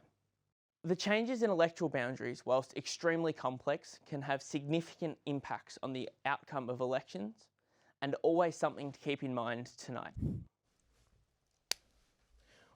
What a fantastic package that was, and must I say, a very handsome presenter, Emily. Luke, do you think these redistributions will have a meaningful impact on results? Are we seeing anything that you're noticing early on? Yeah, look, I think that there has been some impact thus far. You know, you look at the results from Menzies, from Kooyong, from Goldstein, from some of these areas that benefited from the removal of Higgins. There certainly has been a swing towards the Teals in some sort of way, and certainly the ALP as well have been benefited from the redistribution here. So yeah, I think it's had some sort of impact, whilst not a huge amount of impact, but certainly within individual seats, it certainly is, changing the trajectory of perhaps where these seats are, or, moving them further out of reach for the Liberal Party where they, were hoping to perhaps, gain some seats. And in Bullwinkle in WA, obviously polls are just close to closing there. Do you sort of have a leaning as where does that go? Obviously, sort of regional WA traditionally, those Liberal seats, but... Yeah, look, notionally, Bullwinkle, leans to the ALP. Yeah. I would, now that we've seen a trend through Tasmania, through Victoria, through New South Wales, I wouldn't be surprised if this trend continues within WA, and Bullwinkle goes to the ALP. But, early days, as you've suggested, the polls are still, just close. So we'll have to wait a little bit of time. But it certainly seems like the, creation of Bullwinkle has, been to the benefit of the ALP in this instance. Yeah, well, they certainly swept in 2022. So it's pretty safe to say that so far so good for the ALP. Early indications are pointing to a Labor victory. So let's throw to Violette McLaughlin at the Labor function in Sydney. I'm here in Albanese's seat, Grayndler. The crowd is slowly filing in. I expect it should double in size from this, but over the last hour it's been building up. We've got the ABC on in the background and there's cheers as seats swing towards Labor. A big one a few minutes ago was Dixon. So this is Dutton's seat in Queensland. The crowd absolutely went crazy. After last I checked, there was a 5.1% swing towards Ali France from the Labor Party in Dutton's seat. So that one was a big one. Others in Queensland as well are the Greens seats. What I've heard from the room is that people do not want the Greens in. They're trying to keep the majority for Labor. We're trying to get a majority for Labor. So those Green seats in Queensland are really crucial. So when Griffith came up on the screen and it's swinging towards Labor, there was a lot of excitement. And now another little tidbit from the room. We've got an Albanese-themed beer. So this is a photo of him from 1985, the year after he finished university. And this is from a Western Sydney brewery. And you can order this online. It's not exclusive to the event. So if you're a big fan of Albanese, I would get on that now. All right, back to you in the studio, Emily. Thank you. Here at the end of the night, Emily, depending on how the night goes. With the rise of social media in our world, the major parties can't anymore solely rely on traditional legacy media campaigns to win votes anymore. This election tonight, our politicians, to varying degrees of success, have taken up the game of likes, follows and shares, all in a bid to reach and win over younger voters. Claire Maxwell and Lizzie Bingham tell us how they've gone. In the lead up to this year's federal election, social media has become the battleground for political influence, with parties spending millions on targeted ads and viral content. Research shows a total of $12.5 million was spent to run over 26,000 political ads on Facebook and Instagram by parties and candidates in the lead up to the last election. This year, it seems impossible to scroll through your feed, turn on the radio or watch TV without being bombarded with political messaging and hearing the Prime Minister say that the coalition is Delulu with no Salulu is the last thing any of us would have expected. It's clear that politicians are pulling out all the stops to appeal to young voters. For instance, Anthony Albanese appeared on influencer Abby Chatfield's podcast It's a Lot, criticising Peter Dutton in his role as Health Minister. The Labor Party has tried to appeal to women, with the Prime Minister mentioning how his party will prioritise women's issues on the podcast. And in areas like women's health, we announced just a couple of weeks ago over $500 million for more endo clinics and pelvic pain clinics. Meanwhile, opposition leader Peter Dutton has appeared along with Albanese on the No Filter podcast from the Mamamia Network, a media company with a majority female audience. It should be a conversation that continues on for the year about what we can do to make lives for women and young girls better, and particularly a real focus on safety online. In a move reminiscent of Kamala Harris's Bright Summer campaign in the US, the Greens have released Charlie XCX-inspired merchandise, aiming to appeal to younger voters. Greens leader Adam Bandt has also been seen DJing at nightclubs, including in Melbourne, and collaborating with influencer Abby Chatfield. Meanwhile, the Trumpet of Patriots, chaired by Clive Palmer, is running in this year's election. He and the party have been supported by US conservative political commentator and longtime Trump supporter Tucker Carlson, aligning the party with Trump-style politics. The party posted a video about their views on climate change, raising some concerns about its content and how much is being spent on advertising. The Liberal Party, on the other hand, have capitalised on their use of AI and brain-rot humour, helping to engage Gen Z. This is demonstrated by their videos surrounding the meme characters John Pork and Tim Cheese. Through their use of this meme, the Liberal Party highlights the current economic crisis, blaming financial woes on the Labor government. I have fled the country due to the skyrocketing cost of living under Labor. These videos seem to be working for the party, as they have a total of 4.5 million likes on TikTok, while Labor has 3.5 million in total. However, on Instagram, Labor and the Greens have a greater and more successful presence. The Greens have over 200,000 followers, Labor 93,000, and the Liberals only 55,000. The Liberal Party have also made a diss track, Leaving Labor, which was released on SoundCloud in April. It channeled Kendrick Lamar, but had beef with Albanese and Labor instead of Drake. With the cover referencing Drake's Certified Lover Boy album, the track outlined Labor's perceived failures in the last 3 years, with bars like, Labor got us feeling so stressed, need to switch up the people in power, and bring them prices down, this is what we need, cause Elbow's gotta leave. Open your eyes, Labor lied about bringing the price of electricity down over 97 times. While people still have pretty differing opinions about which rapper came on top, the election results will show that only one party will be able to win the drama that is Australian politics. Thanks so much, team. Luke, what can you tell us about social media and its influence? I know a lot of your research has been based around young people. Your PhD is sort of based around that and social media. How are you thinking it's impacting this campaign, as all these influencers are involved? Yeah. I mean, it's a really important question. You know, young people these days, engage with politics through social media as their main platform. Gone are the days where, people are watching, television, reading newspapers, engaging in those kind of traditional methods. So it's certainly the way in which young people engage with political issues and the way in which they express themselves in a political kind of way. So I think social media has certainly played a significant role in the ways in which young people are engaging, and certainly some of the parties, the Greens, Labor to some extent, and some of the minor parties and independents have utilised it quite well. But I'm not sure what impact that is perhaps having at this point of time. Yeah. On that, a party that I saw, especially that was all over my social media was the Greens, and I saw that, and I saw so many people were loving them up. So I really thought that they were headed towards a good result. But as we're kind of seeing now, they aren't polling very well. Yeah, it's not really translating to the votes in the ways that they kind of wished, which kind of shows us the dichotomy of this kind of new way of engaging with young people. It's not just a net benefit.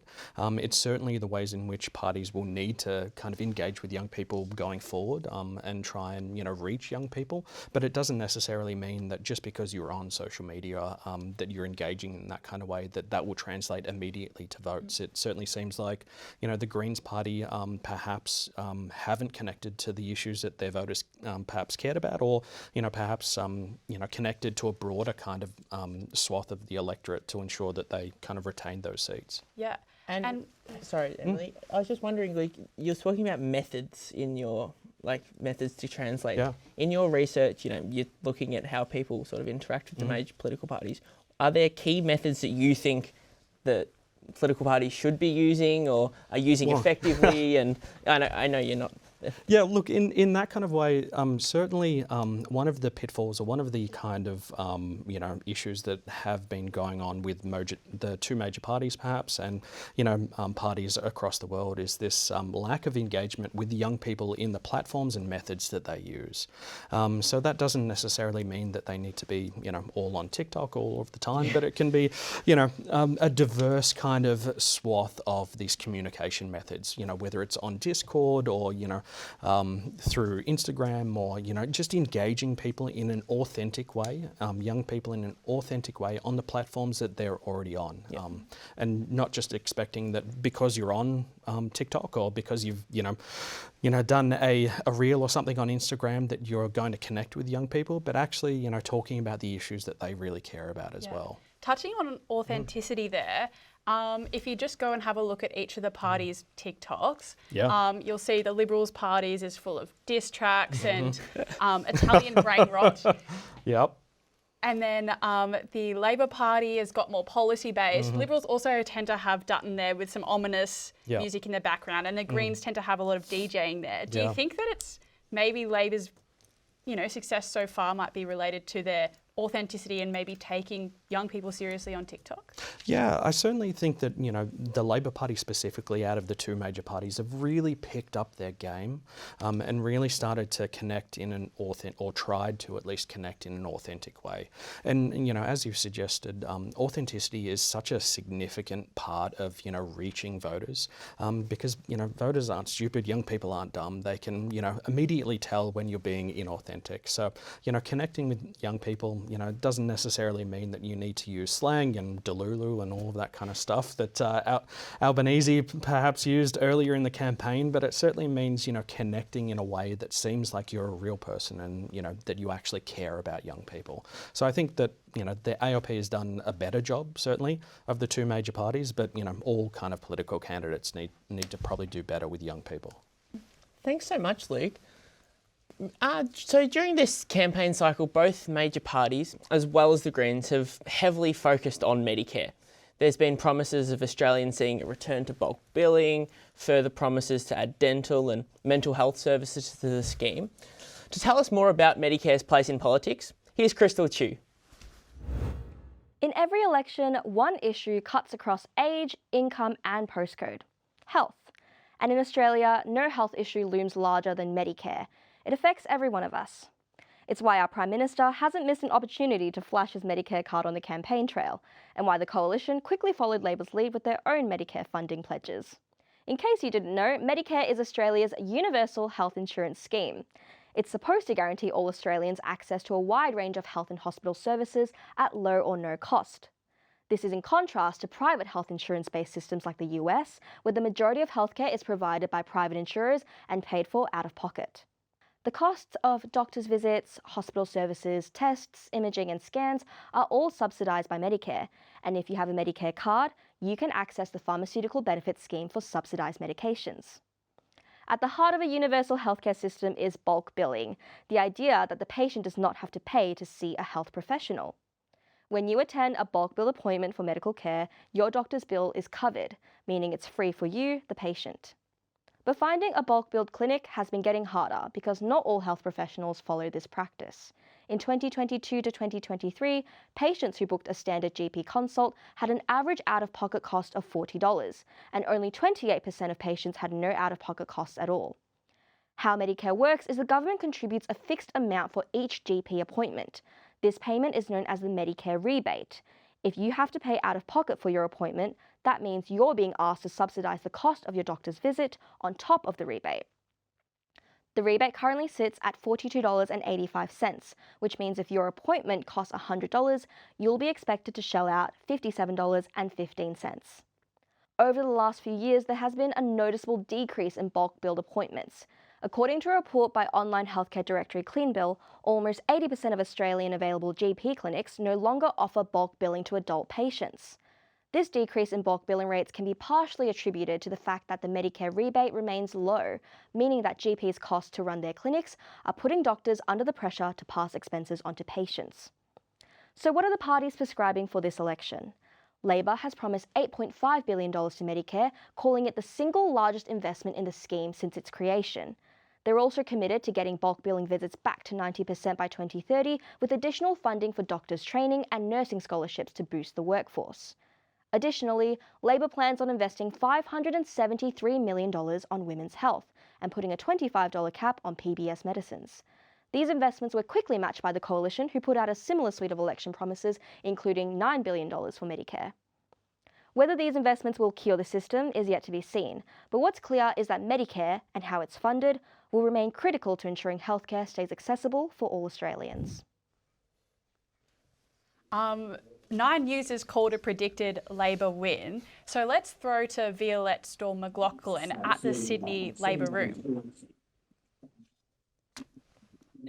As far as this crowd is concerned, Labor has won. We're hearing everyone cheering Albo out here. As far as this crowd will not be convinced otherwise. Violette, is there any word of the Prime Minister making an appearance anytime soon, or? We have not heard word of the Prime Minister making an appearance yet. At the moment, I have not seen any politicians in the room. Okay. It's earlier than anyone expected the election to potentially be called. So at the moment, it's just volunteers, everyone's screaming, everyone's excited. Have you spoken to any of them? Was this something that they thought was likely to occur, or a big shock? A lot of people were very concerned about a minority government. I heard a lot of people talking about how they really wanted a majority for Labor. Particularly, a lot of people were talking about trying to get the Greens out of Queensland. And a lot of people, I've just been hearing cheers every time anything swings to Labor. Everyone is very, very relieved in the room right now at the possibility, or the probability at this point, of a Labor majority government. Thank you so much, Violette. Although it is looking promising, the result hasn't been called yet. So I'd like to talk to you about what's going on. Yeah, look, it's pretty surprising thus far. Certainly, if you're in the Liberal Party at the moment, you would be quite concerned with the results that you're seeing thus far. I'm quite surprised at the disconnect between state results, the state dissatisfaction in Victoria and Northern Territory and elsewhere perhaps, and the kind of positive swing towards the ALP at the federal level. But it's certainly positive results and for the ALP, and it's you would not be happy if you're in the Liberal Party room at the moment, certainly. Absolutely not. So on to our next package. Australia is said to be facing a mental health crisis, and the need for strong psychologist workforces is greater than ever. With youth mental health and access to services among the most crucial issue for young Australians, here's Eliana Ivanova and Rahul Deepak Kumar to talk to us about the key mental health policies aired during the election. A warning to the viewers, if discussion of suicide and mental illness may be distressing to you, please join us in 5 minutes.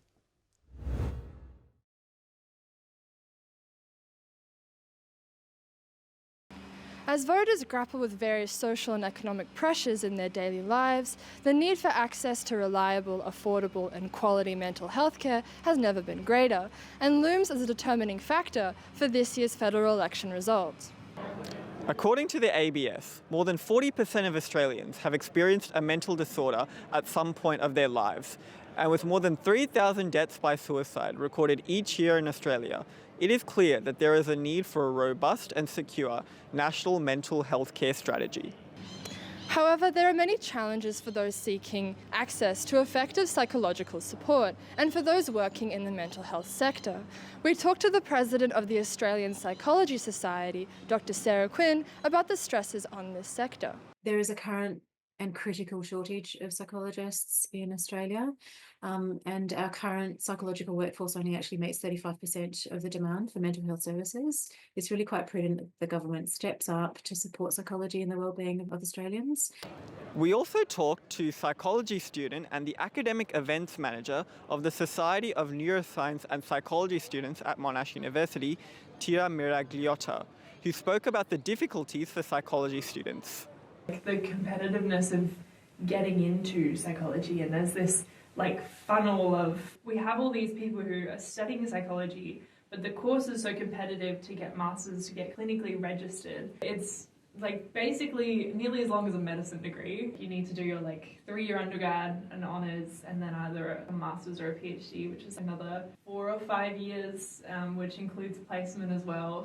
Regarding the stresses for psychologists once they enter the workforce, Tia said it was crucial to support workers in what is a demanding profession. You're hearing the inside of people's lives, people's difficulties, their struggles, all day long. Dr. Sarah Quinn also addresses what is driving mental health struggles for many Australians. We know that the current cost of living pressures are having a significant and negative impact on Australians' mental health. We know that nearly 40% of 16 to 24-year-olds experience a mental health disorder, and that's why we're proposing that we need a youth Medicare safety net for psychological services, which we don't have yet. As part of the 2024-25 budget, Labor has committed to an $888 million mental health package to be rolled out over 8 years. A major feature of this plan is to establish a network of 61 Medicare mental health centres throughout Australia, where patients can walk in and receive free services. The package also includes the establishment of a free digital service for those with mild to moderate mental health challenges. The 2025-26 budget reinforces this by dedicating an extra $46 million to continue digital mental health services. Under Medicare, Australians only have access to 10 sessions with a psychologist, and that's throughout that calendar year. And so we know from research and from what our patients are saying is that these 10 sessions are just simply not enough. Mental Health Australia says whilst the current plan is broad, the investment is not deep enough. The group argues that more long-term sustainable reforms are needed. Labor has also reduced the number of Medicare subsidised psychology sessions to 10 after the previous coalition government allocated funds for 20 during the pandemic. the coalition plans to restore funding to ensure that individuals can claim up to 20 Medicare subsidised sessions, with a psychologist as part of a plan to invest a further $400 million into youth mental health care. Reinstating 20 sessions could save lives. It could also improve the quality of life for patients and increase the productivity in the economy.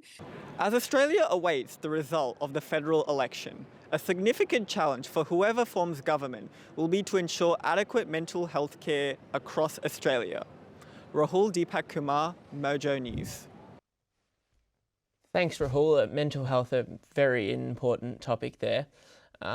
We now have Rahul live in the election of Goldstein at Zoe Daniels' campaign party, election night party. Rahul, how's it feeling down there? Well, Jacob, there was currently just a massive cheer for the Labor Party as the ABC projected that Labor will win government. Yeah, wow. However, there is a tense atmosphere right now. Right behind me, they're counting the votes, and in almost every polling booth across the electorate of Goldstein, there has been a swing against Zoe Daniel. At the start of this night, they were very optimistic, but right now the mood is incredibly tense. And I overheard one person say that they're terrified. So this could well be one of the few victories the Liberal Party wins in this federal election. Rahul, is Zoe Daniel about? Have you heard from her or anyone from her campaign team? Is there an inside word you've got, or? Zoe Daniel, yes. So she was meant to arrive about 20 minutes ago, but due to the swing against her, she has not yet appeared. She is currently in the room right now. And so it's quite tense. She's currently seated behind. Oh, she's right behind me, is she? Okay, she's right behind me. Oh, wow. Yeah. Okay, that was just a really live revelation. Okay, she's right behind me. The Guardian do still predict that Zoe Daniel will win the seat of Goldstein, but there has been a swing against her. However, there has been a massive cheer, and people in here are all still very confident that she will win a second term in the division of Goldstein. Yes, we were just in Violette's party room, and the vibes were obviously tangibly better than they are in the room behind you there. Thank you so much for that insight, but we're just going to head to a break now. Stick around for MOJO's 2025 federal election coverage just after the break.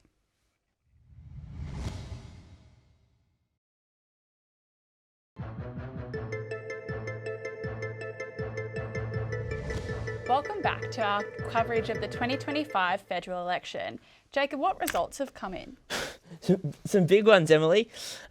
I'm predicting it to be a very tense party room. Not that we're allowed into the Liberal Party room up in Queensland, but we're seeing swings of 5.5% against Peter Dutton to Ali France, the ALP candidate who's running for the third time. Luke, Peter Dutton, God forbid if the opposition leader was to lose his seat. If he can't hold his own seat, he's in the Liberal Party's in pretty serious trouble.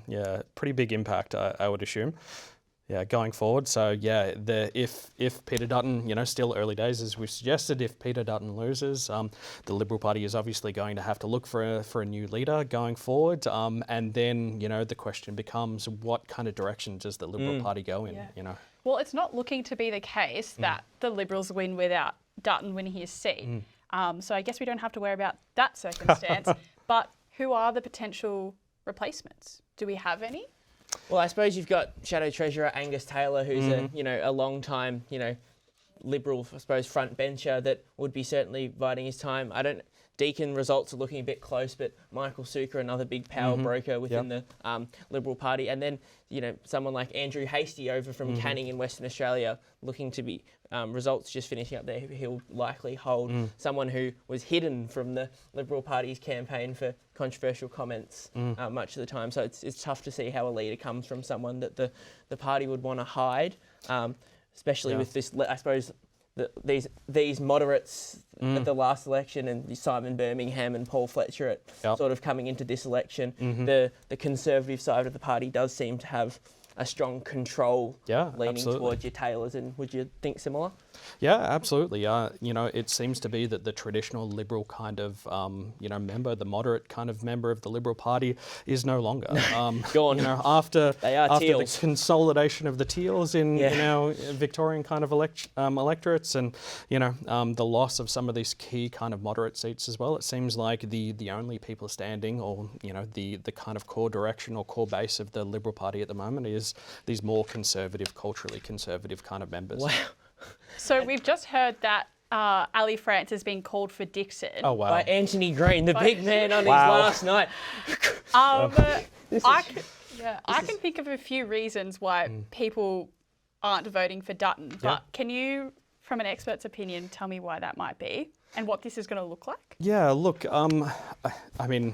massive news, not, pretty unexpected, but, the lean of the seat, of his seat of Dixon wasn't the best to begin with. But, I think one of the things that will, probably come out from the wreckage of this kind of election over the next week or so is that, unfortunately, Peter Dutton, ran an incredibly poor campaign. There was quite a few captain's calls that were pretty unfortunate. There was quite a few, going rogue policies that kind of, put some voters off perhaps as well. I don't think it's, I think that's the direction they'll start to look in to begin with. We'll certainly see the post-mortem tomorrow, whether that's something. There'll be some deep diving. Well, if you believe that Australia's head of state is our Prime Minister, you'd be wrong. Our system is much more complicated than the PM and MPs arguing with each other, the legislature, the executive and the judiciary. Do you know who's who? What do they do? How do they keep each other in check? If not, here's Emily to break down our Westminster system. In Australia, our government is based on the UK model, also known as the Westminster system. This structure combines the principles of a representative democracy with the traditionals of a constitutional monarch. In Australia, we have the King, who serves this head of state, although he does not have absolute power. Instead, we have a separation of powers.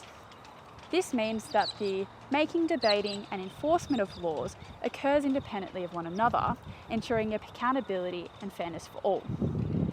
The first branch of government is the legislative, which is responsible for creating and debating laws and is comprised of two houses. The House of Representatives, or the lower house, is where officials are elected to represent an electorate, for example Kooyong or McEwen. These officials make sure that the voices of local communities are heard. The Senate, or the upper house, is where representatives are elected to advocate for their state or territory. Together, these houses debate and decide the laws that govern the country. The second branch is the executive, which enforces these laws. Headed by the Prime Minister, the executive is comprised of senior ministers. These senior ministers are answerable to the Parliament, which is a key feature of the Westminster system. The third and final branch of the Australian government is the judiciary, which makes judgments about the law. Through the courts, the judiciary makes sure laws align and the High Court is established by the Constitution. This branch acts as a safeguard and completes the separation of powers. What makes our version of the Westminster system so robust is its checks and balances. Each branch within it has mechanisms which help monitor the other branches so as to ensure no single body may become too powerful. For example, if the executive were to put forward a bill that may become law, the legislature would have to debate this bill, while the judiciary would have to decide whether this bill was lawful. This foundational system ensures Australian democracy.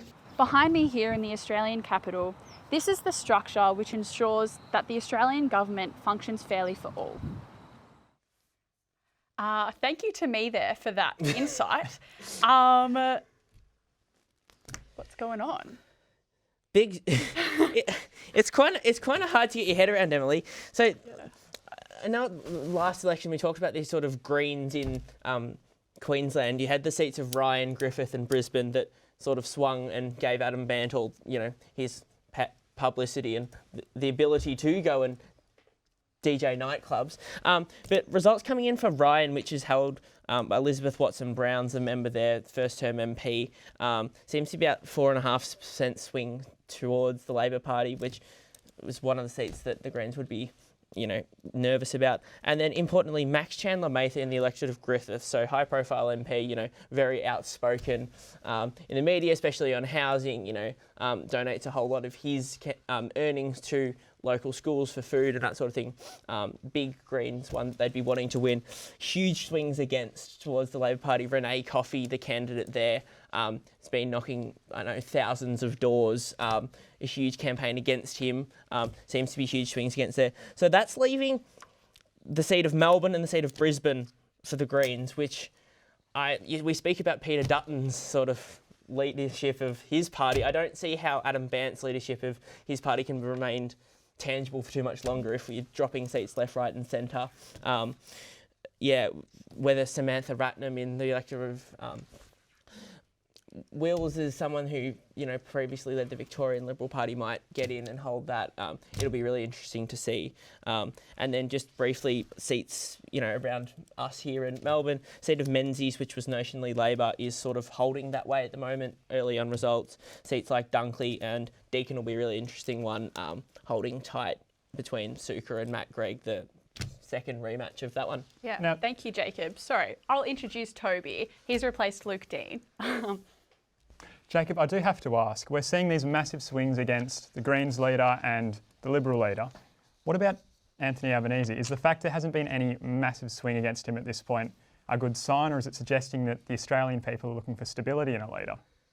I think it's probably the latter, Toby. I think Albanese's run a really tight campaign.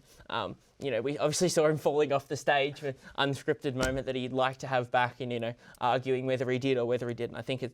But it's interesting to see that the Australian people have clearly responded to that in terms of the stability that the government has provided. There hasn't been flip-flopping like we've seen with the Liberals. It's not been as frantic as the Greens, like you mentioned. So it's evident that the Australian people have responded to that, and that sort of stability is something that clearly they're looking for, maybe against what we predicted. Thank you for that. While the Westminster system is typically used by former British colonies, there is one very notable exception: the United States. I'm surprised we've gotten this long into the coverage and we haven't spoken about Donald Trump yet. He certainly has changed the political landscape since his election in 2016 and 2024, casting influence over Australian politicians. Violet Storr-McLachlan went out earlier to gauge the public opinion. 6 months on since the 2024 US election, and President Donald J. Trump still dominates headlines globally. During Australia's election campaigning period, a time when our news would normally be centred on Aussie politics, we've asked Melburnians their opinion on the controversial world leader. Bit of a loose cannon, hard to keep up. The more erratic stuff he does, the less interested I am in paying attention. If it wasn't so serious, it would be a comedy. They elected Trump. If that's what they want, that's what they get. It frightens me what happens when the far right takes over a government, especially something like the United States, which should be a champion of democracy. That MAGA movement has kind of empowered a lot of people around the world to suddenly speak up and discriminate and take power in safety and being able to discriminate under the banner of freedom of speech. Did subscribe to some of the stuff he believed in. Can you give any examples? I like the border, like no one should come into a country illegally. First time was interesting. The second time though was just painful. Do you think American politics has overshadowed Australian politics? 100%. Generally, yes. To be honest, I've never voted in my life. I'm 22 years old. I could have voted twice. I've never voted because I think all politicians are a scam. US politics is so big that I think it can't help but overshadow Australian politics. Did you follow the US election last year? Yes, I did. And how about back at home? Have you been following our Australian election? No, I haven't. Why did you follow the American election but not our own one? I got bored of it. I don't follow anything now. It's all too much for me, and I've turned the TV off. It doesn't go on. Do you think Australia has any comparable politicians to Trump? Peter Dutton. Maybe the Liberal Party is being infiltrated a little bit by more right-wing thinkers. Aussie Trump, which is quite a scary thing to be able to do, and a few other politicians are the same, and I definitely see Pauline Hanson, Clive Palmer, all of those. Clive Palmer's gang. Maybe in terms of extremists, I guess Putin would be in a similar discussion. Do you think Trump is an extremist? Yes, I do. Labor's the opposite of Trump. Well, I'm hoping that it will affect Dutton adversely. Okay. Anything in particular? Well, I think when people see what happens with the far right, that they may look at Dutton and think again. It seems that anyone who tries to get too Trumpy doesn't last very long. Thank you, Violette. It's always great to know what opinions we might or might not be sharing with the public.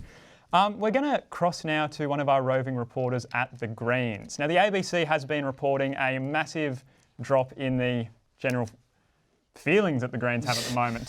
They obviously appeal to the youth. To use some of the youth terminology, the vibes are bad. We spoke to Adam Bant earlier, but now I think mood has been brought down a bit. Energy, Here at the Greens tonight, the party has lots of high energy, especially for the Wills seat. Samantha Ratnam hasn't been cited here tonight, but there was a speech earlier talking about her celebrity status at the Greens. Lots of people find her very popular. I spoke to a few volunteers. They said that she stood for 4 hours straight yesterday at the polling booth in Wills. There is a swing towards her by 10%, according to The Guardian, which will dethrone Peter Khalil, who has been a member for Labor for Wills for nearly a decade now. So there is definitely a Green swing in Wills, which is huge, because lots of volunteers here tonight were very nervous about it, which will really boost the energy here. There was also a swing for the Greens in Richmond, even though there was a slight Labor swing in Griffith and Brisbane. So very exciting. Overall, people are very hopeful, especially about Wills. Alina, Adam Band, you spoke to him earlier and he was very upbeat and he was very optimistic about the night.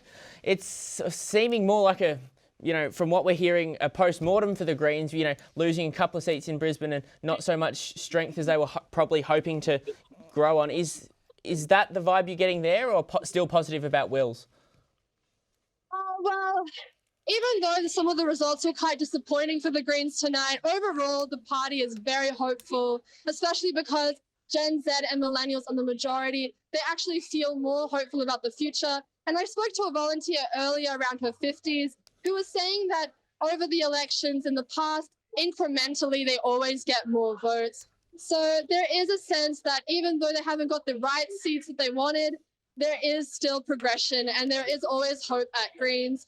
Even one of the former leaders of the Victorian Greens says that there is no change if there is no change, and that the Greens is the change. So there is the energy that they're still very strong in their position in politics this year. Thank you, Alina. We hope to speak to you again shortly. Just before we go to the break, Jacob, are there any upsets?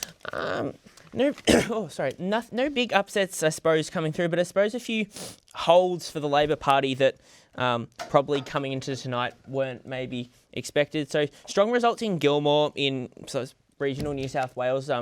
Fiona Phillips, the MP there, put in a big campaign that was something that Labor Party people had sort of, I suppose, written off before the campaign. And similarly in Bennelong in New South Wales, Jerome Laxale, you might have seen the Scott Young covering the polling booths with core flutes, every centimetre of the grass. That campaign was quite feisty up there. That seems to be firming for the Labor Party at the moment, 4.5% swings towards Labor Party, which is probably unexpected at this stage. Folks, we'll be bringing you more election coverage after a quick break. We'll be back in a second.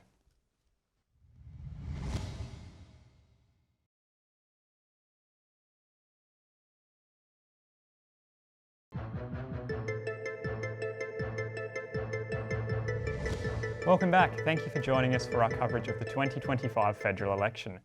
Geopolitics has often been foregrounded during the election campaign, with defence spending and Australia's relationship with China often thrust into the daily news cycle.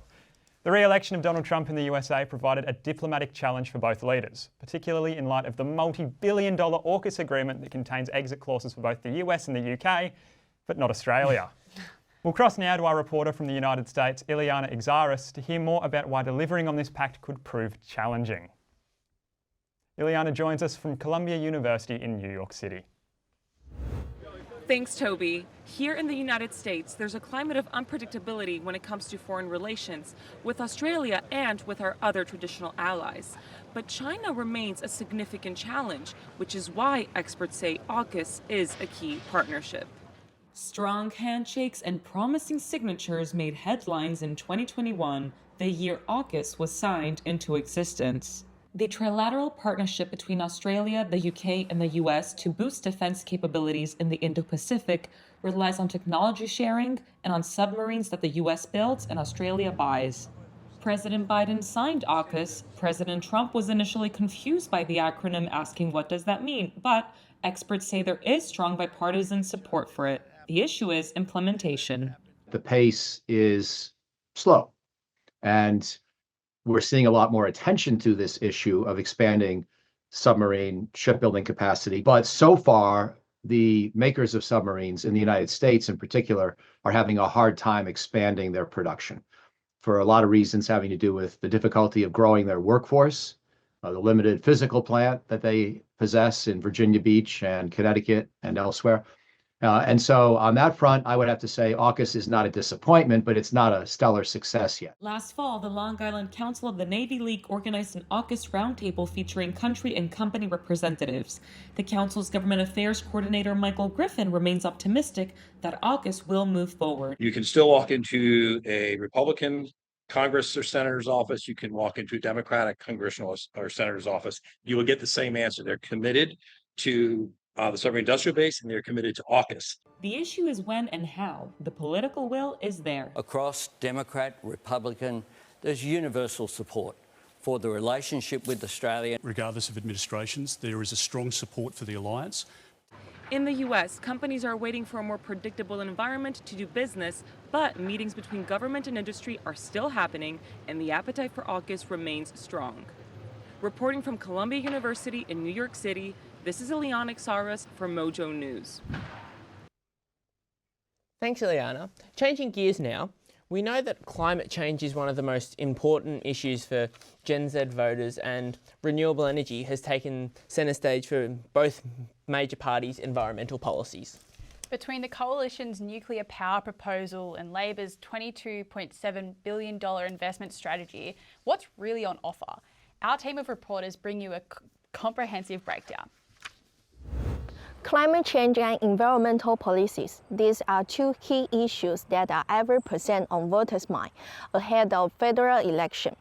With higher temperature and more extreme weather, Australia urgently needs substantial climate action, regardless of who wins power.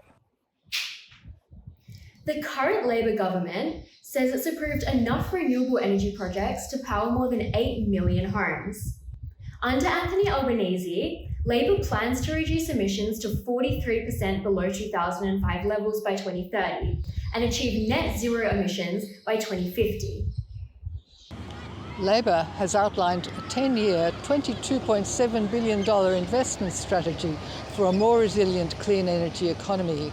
This means creating employment, economic gains from clean energy and strengthening renewables. But the government's major energy project list shows that since 2023, oil and gas make up the largest share of committed projects, and commodities like iron ore and coal, which emit tons of greenhouse gases in their extraction, are worth billions to the Australian economy. Moreover, Labor has been criticised for not outlining substantive action on energy transition in the 2025-2026 budget. This raises questions about Labor's environmental policies and Australia's commitments to the Paris Agreement. The legally binding international treaty is a response to climate change with the aim of limiting temperature increases to well below 2 degrees Celsius pre-industrial levels. According to the independent science project Climate Action Tracker, Australia's climate targets overall are rated as insufficient, and more substantive and ambitious action needs to be taken in order to reach Paris Agreement compatibility and address climate change. What about the Coalition? Well, Opposition leader Peter Dutton's much publicised nuclear power plan is vowing to give Australians reduced power prices using nuclear energy. To be clear, nuclear power generation has been banned in Australia under a long-standing bipartisan moratorium enshrined in legislation since the 1990s. But Dutton's nuclear plan aims to deliver government-owned zero-emission nuclear plants. If elected, the coalition wants to roll out a combination of renewable, gas and nuclear energies, where nuclear would, in coming decades, provide an always-on source of 24/7 baseload power. The coalition has identified several potential locations at the sites of former coal plants to potentially become nuclear plants. But this nuclear plan relies on including renewables and gas in order to keep costs down, decarbonise and ensure accessibility. Further, the coalition's nuclear proposal has raised significant concerns about the reliability and costs of nuclear energy, not to mention the impact of nuclear energy production and radioactive waste on the environment. The plan could cost Australians up to $600 billion and deliver less than 4% of Australian energy. This is according to industry body Smart Energy Council. The environmental impact of nuclear waste is also a significant concern. The Australia Conservation Foundation says nuclear waste can cause air, soil and water pollution, posing significant environmental and health risks to Australia. But it's not just Labor and the coalition we should be focusing on. In fact, other parties on the crossbench have been significant in the environmental movement. The Greens, who had a surge of votes in 2022 and are currently the third largest political party in Australia by votes, have ambitious proposals to fast-track Australia's action on climate change. They've called for an end to coal and gas projects as part of a rapid transition to 100% renewables. The Greens also advocate for net zero emissions by 2035, 15 years earlier than Labor's plan of net zero by 2050. They are also firmly against the use of nuclear power and aim to limit natural resource extraction to ensure the well-being of future generations. There was also significant support last election for Teal independents, who campaigned on a platform of environmental justice. The group Climate 200 helped to fund independence, and 6 new Teal MPs were elected in 2022. One of them, Dr. Monique Ryan, the MP for Kooyong, has called for a 60% reduction in emissions by 2030, a much more ambitious plan than Labor's current 43% target. ACT Senator David Pocock has also promoted a national electrification program to help households reduce energy bills. The shift to other parties advocating for more substantive goals reflects the role that young voters have played in shaping Australian environmental policy. The seats that were won by either the Greens or Teal independents in the 2022 election had the greatest proportion of voters under 30, underlining the impact that young voters are having in electing candidates that put climate change at the top of their agenda. This is due to the fact that young people stand to bear the greatest impacts from climate change. The Australian Youth Climate Coalition, a social movement dedicated to empowering youth activism, are leaders in this space.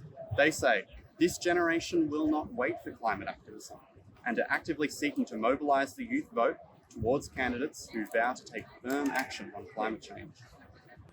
With research showing up to 75% of Australia are deeply concerned about climate change, this issue is sure to be pivotal in this election and the future of Australia. Michelle Yu, MOJO News. Welcome back to MOJO's coverage of the 2025 federal election. I'm Sue Kaufman, and I'm joined at the desk by Mark Andrejevic, Professor of Communication and Media Studies at Monash University, and Dr. Stephanie Brooks, who is a Senior Lecturer in Journalism and also Deputy Director of the Constructive Institute Asia Pacific Hub. Welcome to you both. Mark, let's start with you. How big a problem is disinformation? It's hard to measure in absolute terms, but we know that we are currently in a media environment that's rapidly changing and has actually changed quite a bit since the last federal election. We know that more and more people are turning to social media for information about politics and public issues. And we know that the platforms are becoming increasingly politically polarized, and have platforms like Twitter and Facebook have backed away from fact-checking, which creates an environment for a kind of political Wild West in terms of information and misinformation. So while we can't, I don't have a quantification of the amount of misinformation. We know that it's increasing, and we know that there are a number of players who are interested in disseminating false and misleading information. And we know that that gets amplified by the algorithms, which select for the most engaging, polarizing content, sensationalist content. So it's quite a dramatically different information environment from what we've seen in previous decades. Have you noticed any particular types of advertising that have proliferated this time and not in previous elections? We have a project that has been looking at the political ads that people receive on social media platforms. And one of the things that we've noticed is that we've seen quite a bit of so-called astroturfing, which is, those are organizations that are made to look like they're kind of grassroots organization, Mums for Nuclear Power, this type of thing. But it turns out that in many cases these are being funded by wealthy donors that, and consultants and adjuncts of political parties. But it's hard to trace them because it'll say who's funded it, but then you have to track back who that person is, where their headquarters is, what their connections are. So we've seen a fair amount of astroturfing. I think another issue that's probably worth thinking about is we've seen quite a flood of political advertising online during the blackout period, which applies only to print and broadcast and not to online. And that raises a pretty interesting question about whether or not the blackout period should also cover online, because that's meant to be a period where there's time to respond to messaging. But if the messaging can keep coming in the blackout period, that also makes it possible for players to get messages in before there's time to respond appropriately. So it's worth thinking about extending that blackout period to online. And Stephanie, combating disinformation is kind of like a game of whack-a-mole, and just stamping out fake news might not be enough. So what do you think we could do additionally to neutralise the impact of disinformation? It's a really good question, and it's something that I think political journalism has been taking incredibly seriously, both in forms of reporting that are really carefully structured to think about whether it's explanatory journalism or explicit kind of fact-checking journalism, or even just kind of misinformation busting and journalism that will explicitly call out, hey, this is the landscape that we live in. And so we're going to try to kind of make these claims or make problematic sources of information, or for fake news for want of a better term, but really mis and disinformation, we're going to make it kind of visible. And that creates a couple of layers of problem, because on the one hand, it can amplify problematic material that's circulating elsewhere, but to leave it completely unchecked or to not push back at all leaves the landscape open to that mis and disinformation circulating. So there's those kinds of activities I think that are really important. And I think the other is approaches to media literacy. So different kinds of ways that, whether it's news organisations or other organisations that are interested in this particular area, seek to kind of reach out to citizens and voters and say, hey, part of your responsibility as an audience member in a democracy is to engage, but you need the tools to do that. Then maybe it's training, maybe it's resources that are online. So really supporting media literacy, I think, is another element of trying to help audience members, citizens, voters navigate an increasingly polluted information landscape. Thank you. Mark, you mentioned before the algorithm and the impact that it's having on the information that we receive. It seems at the moment that we have millions of rabbit holes and not very much ground between them. I'm wondering, do you think we're losing our sense of reality with all this disinformation? And how does this play out in terms of the political arena and political debates? Yeah, it's a really good and kind of scary question in a way, because as you've suggested, the algorithms are there in part because we've created an information environment that's so copious that we need some ways of navigating it, and the algorithms do that navigation for us. But it's also that huge information environment that leads to the kind of rabbit holes that you can run down. And there's a danger in the political sphere of being overwhelmed with information to the point where there's so many rival accounts, there's so many different stories that reflect a whole range of different viewpoints, that there can be a tendency to engage in shortcuts of just going, you know what, I'm just going to go with my gut. I'm not going to try to understand. There's too much information. I'm not going to chase down the rabbit hole. But the other problem with algorithms, of course, is that they're tied to commercial imperatives and not civic imperatives, which means that what they want is attention. They don't care what kind of attention. They don't care if it's good or bad. And so putting out the most sensational, controversial mis or disinformation actually attracts a lot of attention because it gets responses both from people who support it and from people who are appalled by it. And it doesn't matter for the algorithm because either way you get engagement. And so what that does is it surfaces the most sensational and controversial and kind of rage or anger or fear-inducing content without respect to accuracy. And that's a very dangerous incentive to create for a democratic society, to build a system where the commercial imperative is to circulate as much controversial information, regardless of whether it's true or false, and people get rich off of that. We need a different set of incentives, I think, to keep democracy going. And you talk about sensationalism being a big driver in terms of this disinformation content getting a lot of traction. To what extent do you think fear and anger are kind of fueling the spread of disinformation? Steph, how do you feel about that?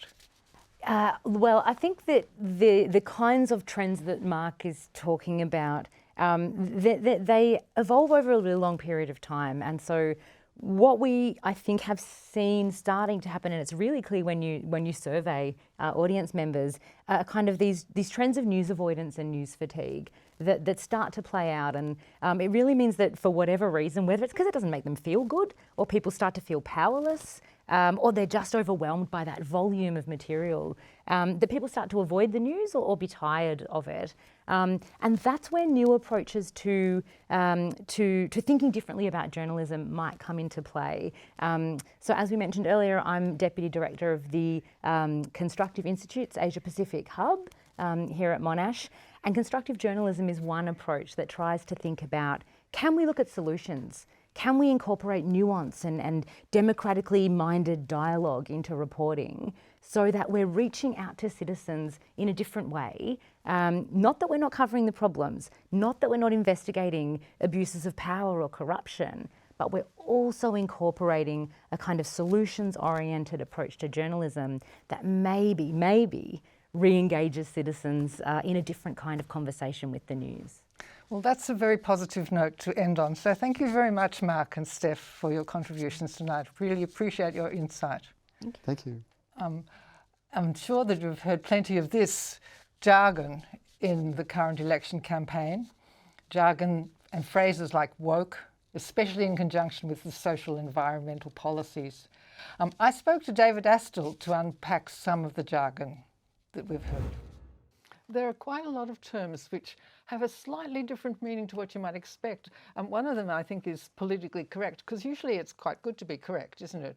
We want to be correct. But politically correct? Yeah, look, this became quite a demonised term in the 70s.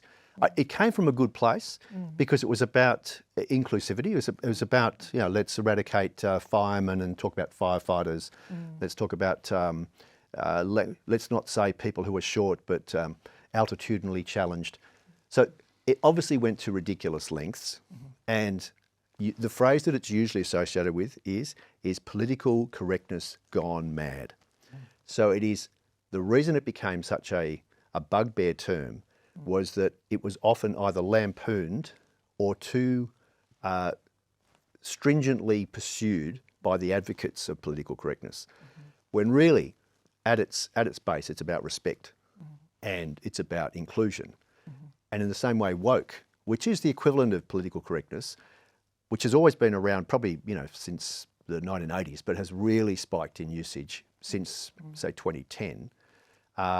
It's very much a cousin term and probably comes with a little bit more awareness of people's political, social, sexual identities.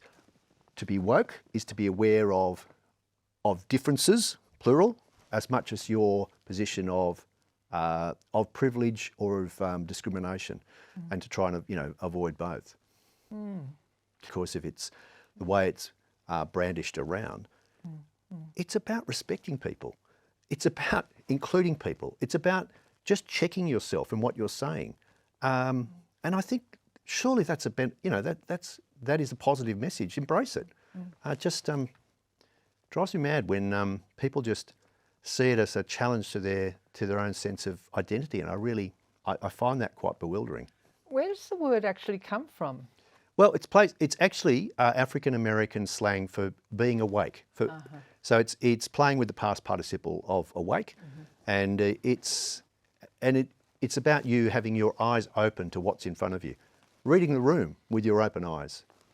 I remember, as an example of political correctness and woke politics and language, when Ms, which was the term that was kind of introduced into Australian English, at least in the 1980s, it was seen as being a confection, something that was ludicrous and unneeded. Whereas actually, why should someone have to why should a female have to declare their marital status? That is an absolute archaic notion. So why not introduce a neutral term like that?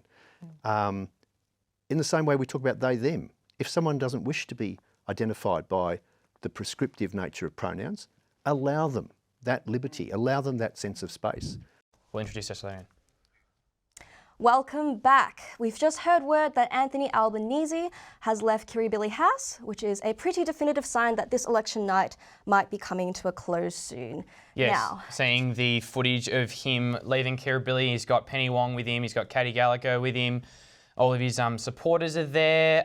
It's a very definitive sign that we have a Labor majority government incoming. It looks as though we've lost. The Greens have had quite a significant slide against them in Brisbane, which was somewhat unexpected. Vash, do you have more on that? Yep, absolutely. We can talk about that. Just a couple of notes first on Albanese, though. First, as you talked about so many times throughout the campaign, 2004, last time a Prime Minister was elected for consecutive terms, so a little bit of history there for Labor. I don't think anyone saw it coming on this scale. It's just absolutely. You talked about the 3 seats previously held by the Greens. We've got Ryan. Looks like that might be the one where the Greens do hold on in Queensland. Obviously, that's a 3-cornered contest, so it all depends on the way the votes fall there. We have on first preferences, we have the Greens actually gaining a couple there, 32.5. Liberals 30.5 and Labor 28.6, so really bunched up tight together. So it'll depend on the order of those candidates to see who will win the seat. However, Brisbane will be an ALP gain. They've increased their primary vote there. The Greens haven't even made the final count, and the Labor will win that seat on Greens preferences. The Greens are on 27 there, but Labor are up on 32, as are the LNP. And then finally, on the Greens seats, they have Griffith, Max Chandler Mather, who was a very high profile, but I think also controversial at times. He was quite controversial because he was one of the youngest. I think he was the youngest MP to serve in the Australian Parliament, and in that respect, he was the housing spokesperson for the Greens at the time. Anytime there was a chance to talk about housing, you would see Max up there having a yarn to us with Claire O'Neill and Michael Sukkar whenever those two got up. So it's definitely a loss for the Greens, Max Chandler Mather losing his seat. But I think, as we've discussed previously, Peter Dutton obviously losing his seat in Dixon to Ali France. That's a massive loss there for the Liberals. It looks as though we can start probably speculating on soul searching and future.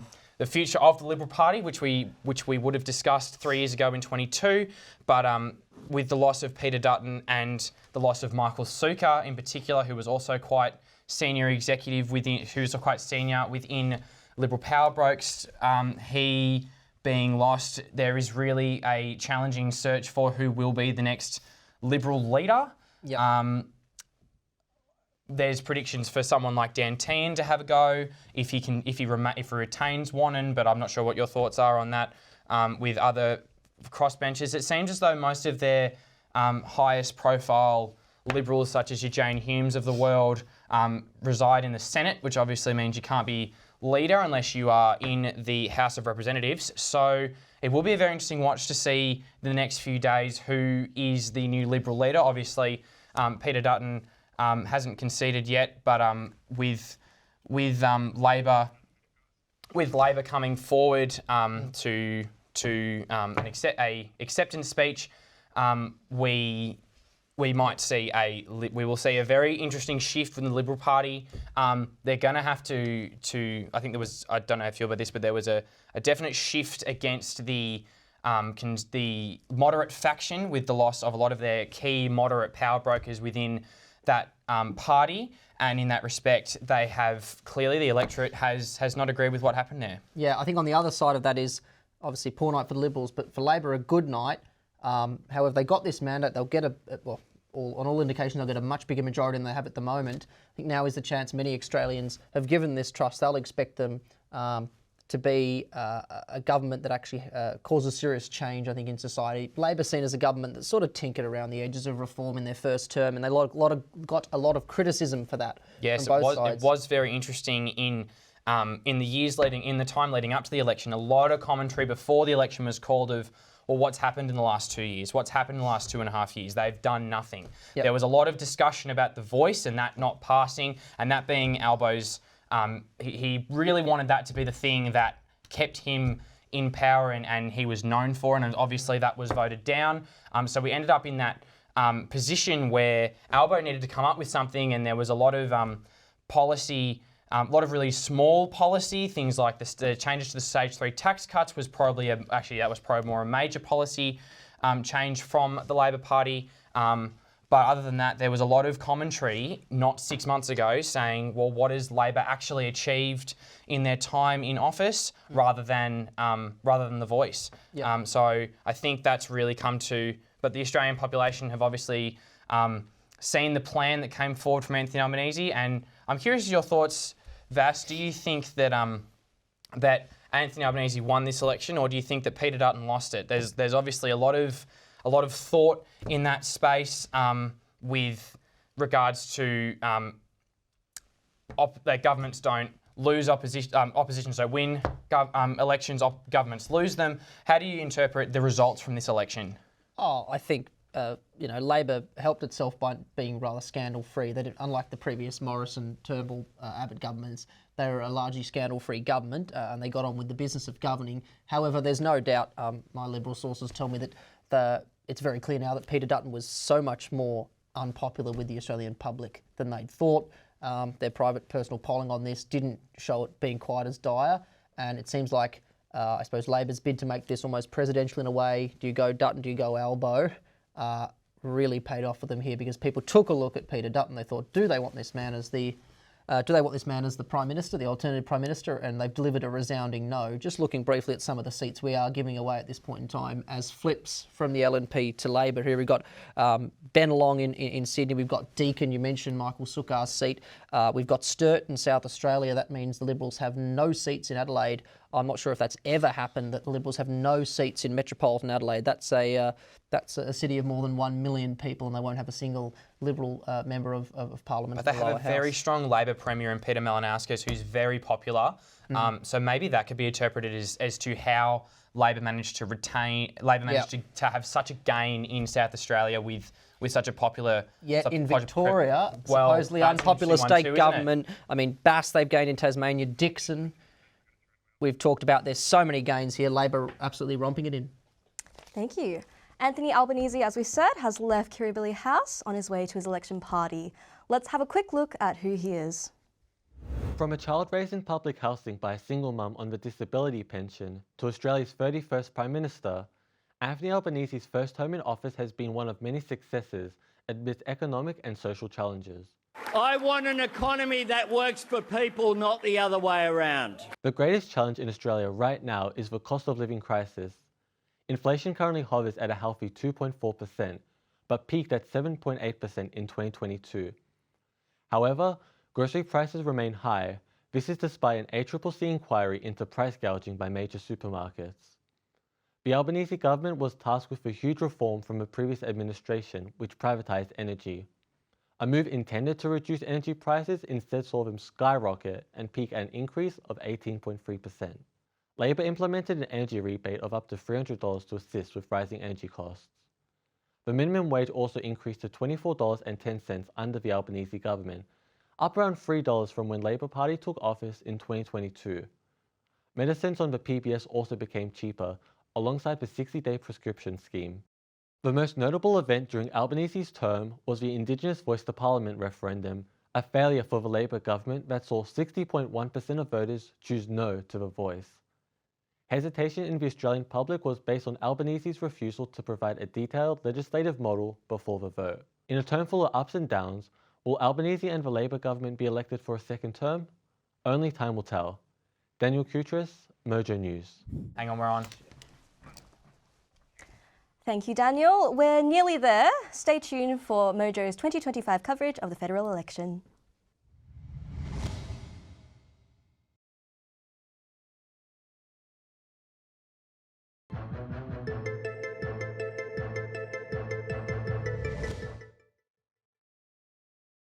Speaking right now at the Liberal Party event in Brisbane, and we'll take you there immediately.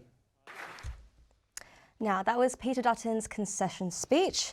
We had to ask this question last time as well. What's the future of the Liberal Party? Who do you think the successor is going to be? Well, I think it's interesting. We had, obviously in 2022, we had that Scott Morrison moment where we then had Peter Dutton as the leader. He was never really favoured to become PM when that was called. But I think what's interesting is some of the really, as I touched on before, some of the really key Liberal power brokers on that front bench that have half a chance are looking unlikely to retain their own seats. I'm talking about seats like Deakin, with Michael Sukkar in particular, who'd held that seat for quite some time, quite well known in the constituency, quite really prevalent, especially in his own constituency. So that's a definite loss for the Liberal Party. We've got, I'm not sure if we've got an update on the results in Wannon, but Dan Teal is also someone that could be up for leadership. And then you've got Angus Taylor, obviously, who's the current treasurer, shadow treasurer, pardon me. He's favoured to go for some kind of leadership position, obviously as treasurer, but obviously those are still yet to be determined. There's a lot of soul searching that'll be happening in the Liberal Party tonight and into Sunday. They'll be very upset when they jump on Insiders tomorrow morning, but it'll be a very interesting watch for the future of the Liberal Party. Yeah, absolutely. Just on that point, Angus Taylor and Hume, a slight swing towards him, which is pretty rare on the figures tonight. Again, that may bounce around, but he was never in danger of losing that seat, so he will, as you mentioned. Dan Teal's the other one. Again, seems like he is doing well and a slight swing towards him of 0.6% at the moment. Again, votes still to come in. Just the other factor on that is, again, after 22, we asked this same question and we said, look, the moderates have been decimated in the party, and none of them have got back in tonight. No, Tim Wilson didn't get back in Goldstein.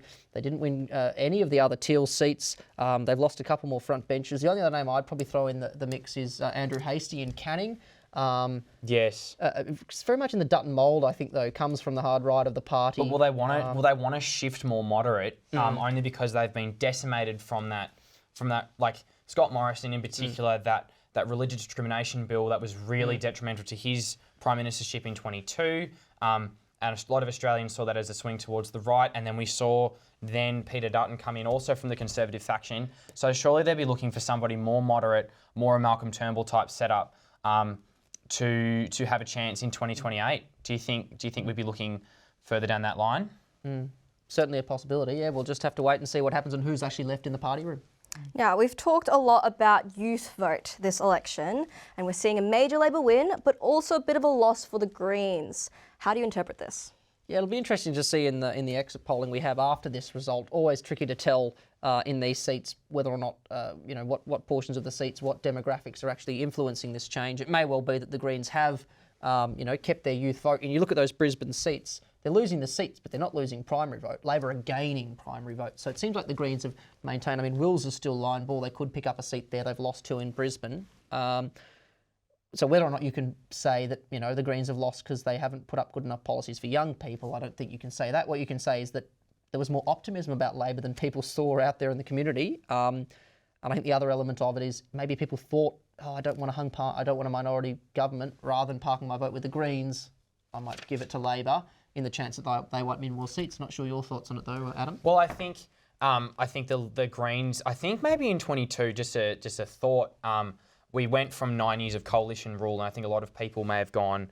I am apprehensive to vote. I want to vote more progressive, but I'm apprehensive to vote Labor after the Rudd years. So potentially we voted Greens because that wasn't the ideal candidate. But then obviously Anthony Albanese has impressed those previous Greens voters who really wanted to see that action on climate change, and they're happy with the policies that the Greens are putting forward. But to youth vote, I think a lot of young people are. I also think there's a slight shift in, especially in Victoria, with your Victorian Socialists coming into the field with your Jordan Van Den Lam. I'm not sure what his results are in the Senate yet, but him moving into that left part of the political compass has forced the Greens to come a little bit further to the right, but still on the left faction. And potentially they've lost some of that voter base there, that hardcore progressive vote. So potentially that also has impacted the results coming through this evening from the Greens in particular. Yeah, just very early on those Senate results, very, very early days here. We've got, what have we got? 4.7% counted, so very little early days, but Victorian Socialists well down on 1.4% of the vote, below people like Animal Justice Party, Family First and the Shooters, Fishers and Farmers. So, I mean, it's unlikely, I think, that, we'll see an election, but very early days. But they're seeing promising results in Wills. And that's an interesting seat to watch too, because of Samantha Ratnam, who was obviously the Greens leader in the Victorian Legislative Assembly prior to her resigning to take up this role in as the federal candidate. So that's also an interesting. So she's got that star power to her. She was leader and now she's going federal. That's a really interesting watch there. We have seen correct me if I'm wrong, but we've seen a swing against Adam Bant in Melbourne, which is somewhat surprising to me. I think he ran a strong campaign with his running around Paran with his little toothbrush with dental into Medicare. I think he did well in that respect. I thought he ran a good campaign. So to have a swing against him to some extent towards Labor is an interesting move there. I'm not sure if you've got more thoughts on that. Yeah, just quickly. The Revs DJ set did not sit well. Oh, clearly not. Clearly, Revs wasn't where you do your campaigning. No, just on the Melbourne figures there, we've got 20.2% of the vote in. That's 20 of 44 centres.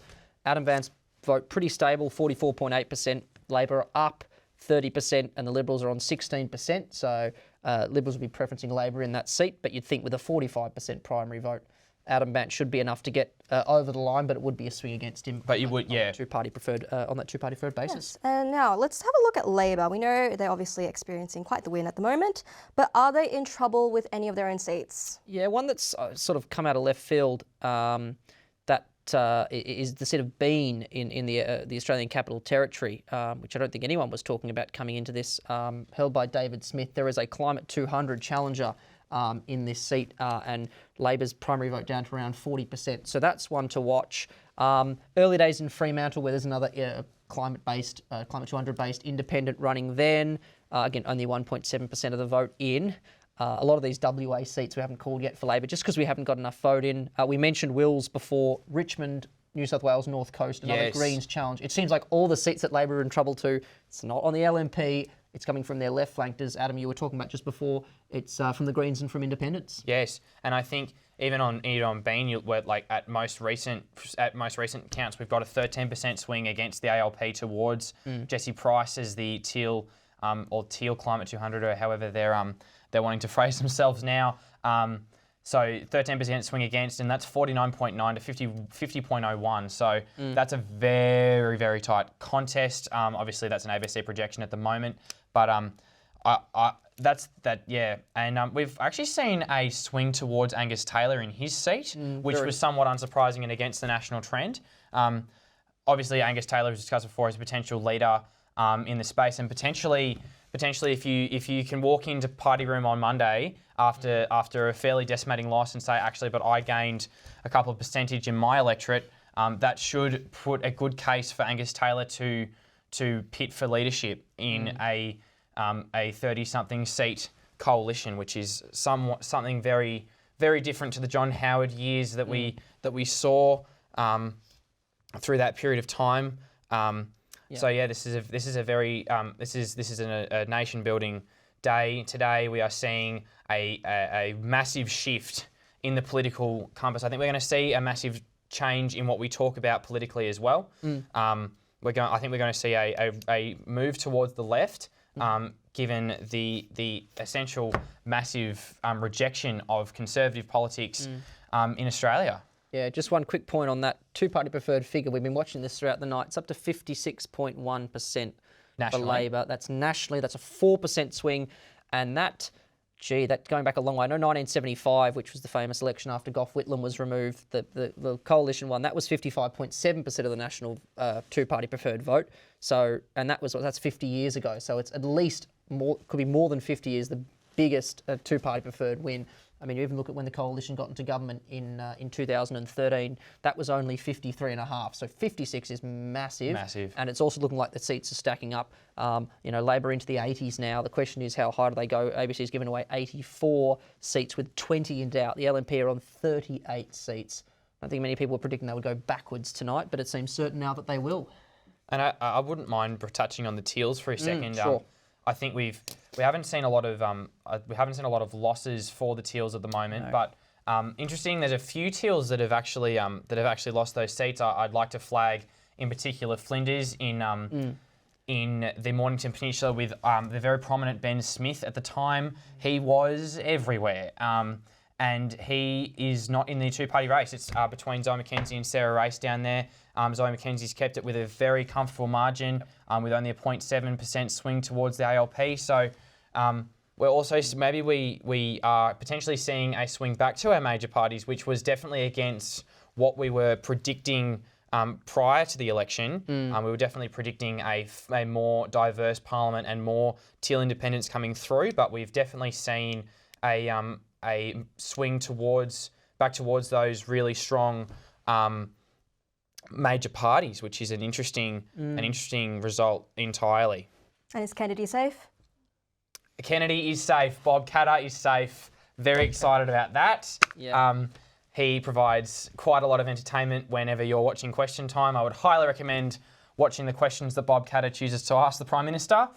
He's a very loved member. But interesting speaking to some residents in Kennedy who have said that Bob Katter is the type of member that just knows every single person. He will go in to an event with 1,000 people and he will walk around and know every single person's name, and that's how he's managed to keep the seat for so long. And Kennedy's an interesting watch too, because far north Queensland, Cairns, is actually the same distance to Brisbane as Brisbane is to Melbourne. So there's a huge, vast geographic component there that's definitely playing a part in Bob Katter's success in Kennedy. So yes, I think he's done well, but I don't think that one's a surprise to anybody.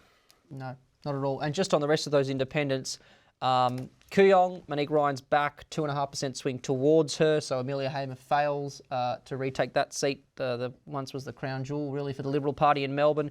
Goldstein likely, Zoe Daniel still not called yet, 1.4% swing away from her. In New South Wales, Wentworth, McKellar, Warringah all held on to. Bradfield looks like a gain for the independents. That's another Teal on the North Shore. So yeah, plenty of success there. We're now going to cross live to Violette at the Labor Party function. Here at the Labor HQ, excitement is picking up. We've heard news that Albanese has left Kirribilli House. He's on the way. He could be arriving any second now. The crowd is all congregating at the dance floor near the stage over there. Before, they were all watching over there, but everyone wants to get as close to Albanese as they can. The excitement is crazy. Now we're just cheering every time Dutton loses a seat, because that's just exciting. So everyone is very excited. We're excited to see the Prime Minister. Violette. That was Violette from the Australian Labor Party election party room. Now, we've been focusing a lot on the lower house, obviously, but let's go back to those Senate results. Are we seeing anything new? We are seeing some interesting results coming out of the Senate there's still a lot in doubt. Only 8.2% counted to the ABC at the moment, with 17 of 40 seats remaining in doubt. So still very unlikely that we can claim anything from the Senate at the moment. Looks as though that it looks as though Labor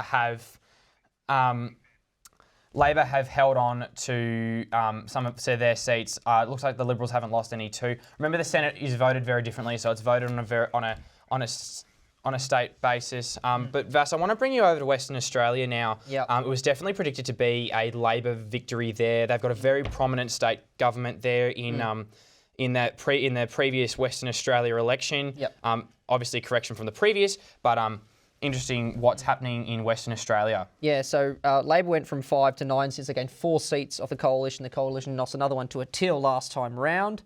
They lost half their seats. They were certainly looking to make gains here. There's the new seat of Bullwinkle, which takes in the sort of outer eastern exurbs. Labor head in that seat. That is a 3.3% notional margin. There is pretty much no swing on that seat. Again, early days, 5% counted. Labor are 53 to 47, leading the Liberal Party. Tangney, another key one. This is a fairly affluent area of Perth, an area that, again, a moderate Liberal Party. This is a safe seat. They lost it last time. They didn't do so well in the state election in this area a few months back. In fact, the incumbent Sam Lim for Labor's got a 6.9% swing in his favour. That's close to 60-40. Now, again, 11.8% counted, a lot to come. And the other seat I just want to quickly reference was Moore, which was the only Liberal seat left in metropolitan Perth. They've got no Liberals left in Adelaide. There might be none left in Perth after tonight. Eden Goodenough was the incumbent member. He was defeated for pre-section by Vince Connolly, and Labor are ahead in that seat. So we could have no Liberals in WA or South Australia. Thank you both. We're now going to throw to Penny Wong's speech at the Labor Party room. Crystal, in terms of history of the Australian Labor Party, 85 seats currently declared with 16 in doubt. Previous best 83, Kevin Rudd, 2007, 86, Bob Hawke, 1987. So looking increasingly like it will be a record result for Anthony Albanese. Liberal Party and metropolitan centres just decimated once again. They've got 4 MPs left in Sydney, 1 in Melbourne, 1 in Brisbane, none in Adelaide, none in Perth. So that's something they really need to rescue if they're going to come back into relevance. And finally, just that two-party preferred result, 56 to 44% currently as it stands, a shellacking that no one saw coming. That's absolutely, I absolutely agree. It's been nothing short of a stark result for the Labor Party tonight. I think, in particular, there's definitely comparisons that can be drawn with the United States and Canada through their general election over the course of the week, where we saw Justin Trudeau's former leader, Justin Trudeau's Liberal Party, win as a major rejection of Trump-style politics. And I think the Trump factors really played a role here with that whole Timu Trump thing that we saw. So I think it's a very amazing result for Labor supporters tonight. Thank you both, and thank you for joining us for the MOJO News coverage of the 2025 Australian federal election. A big thank you to the work of our incredible reporters, our behind-the-scenes crew, our executive producer Alicia, and our director Matt. I'm Crystal Chu. I'm Adam Van Wyk. And I'm Vash Ship. Good night.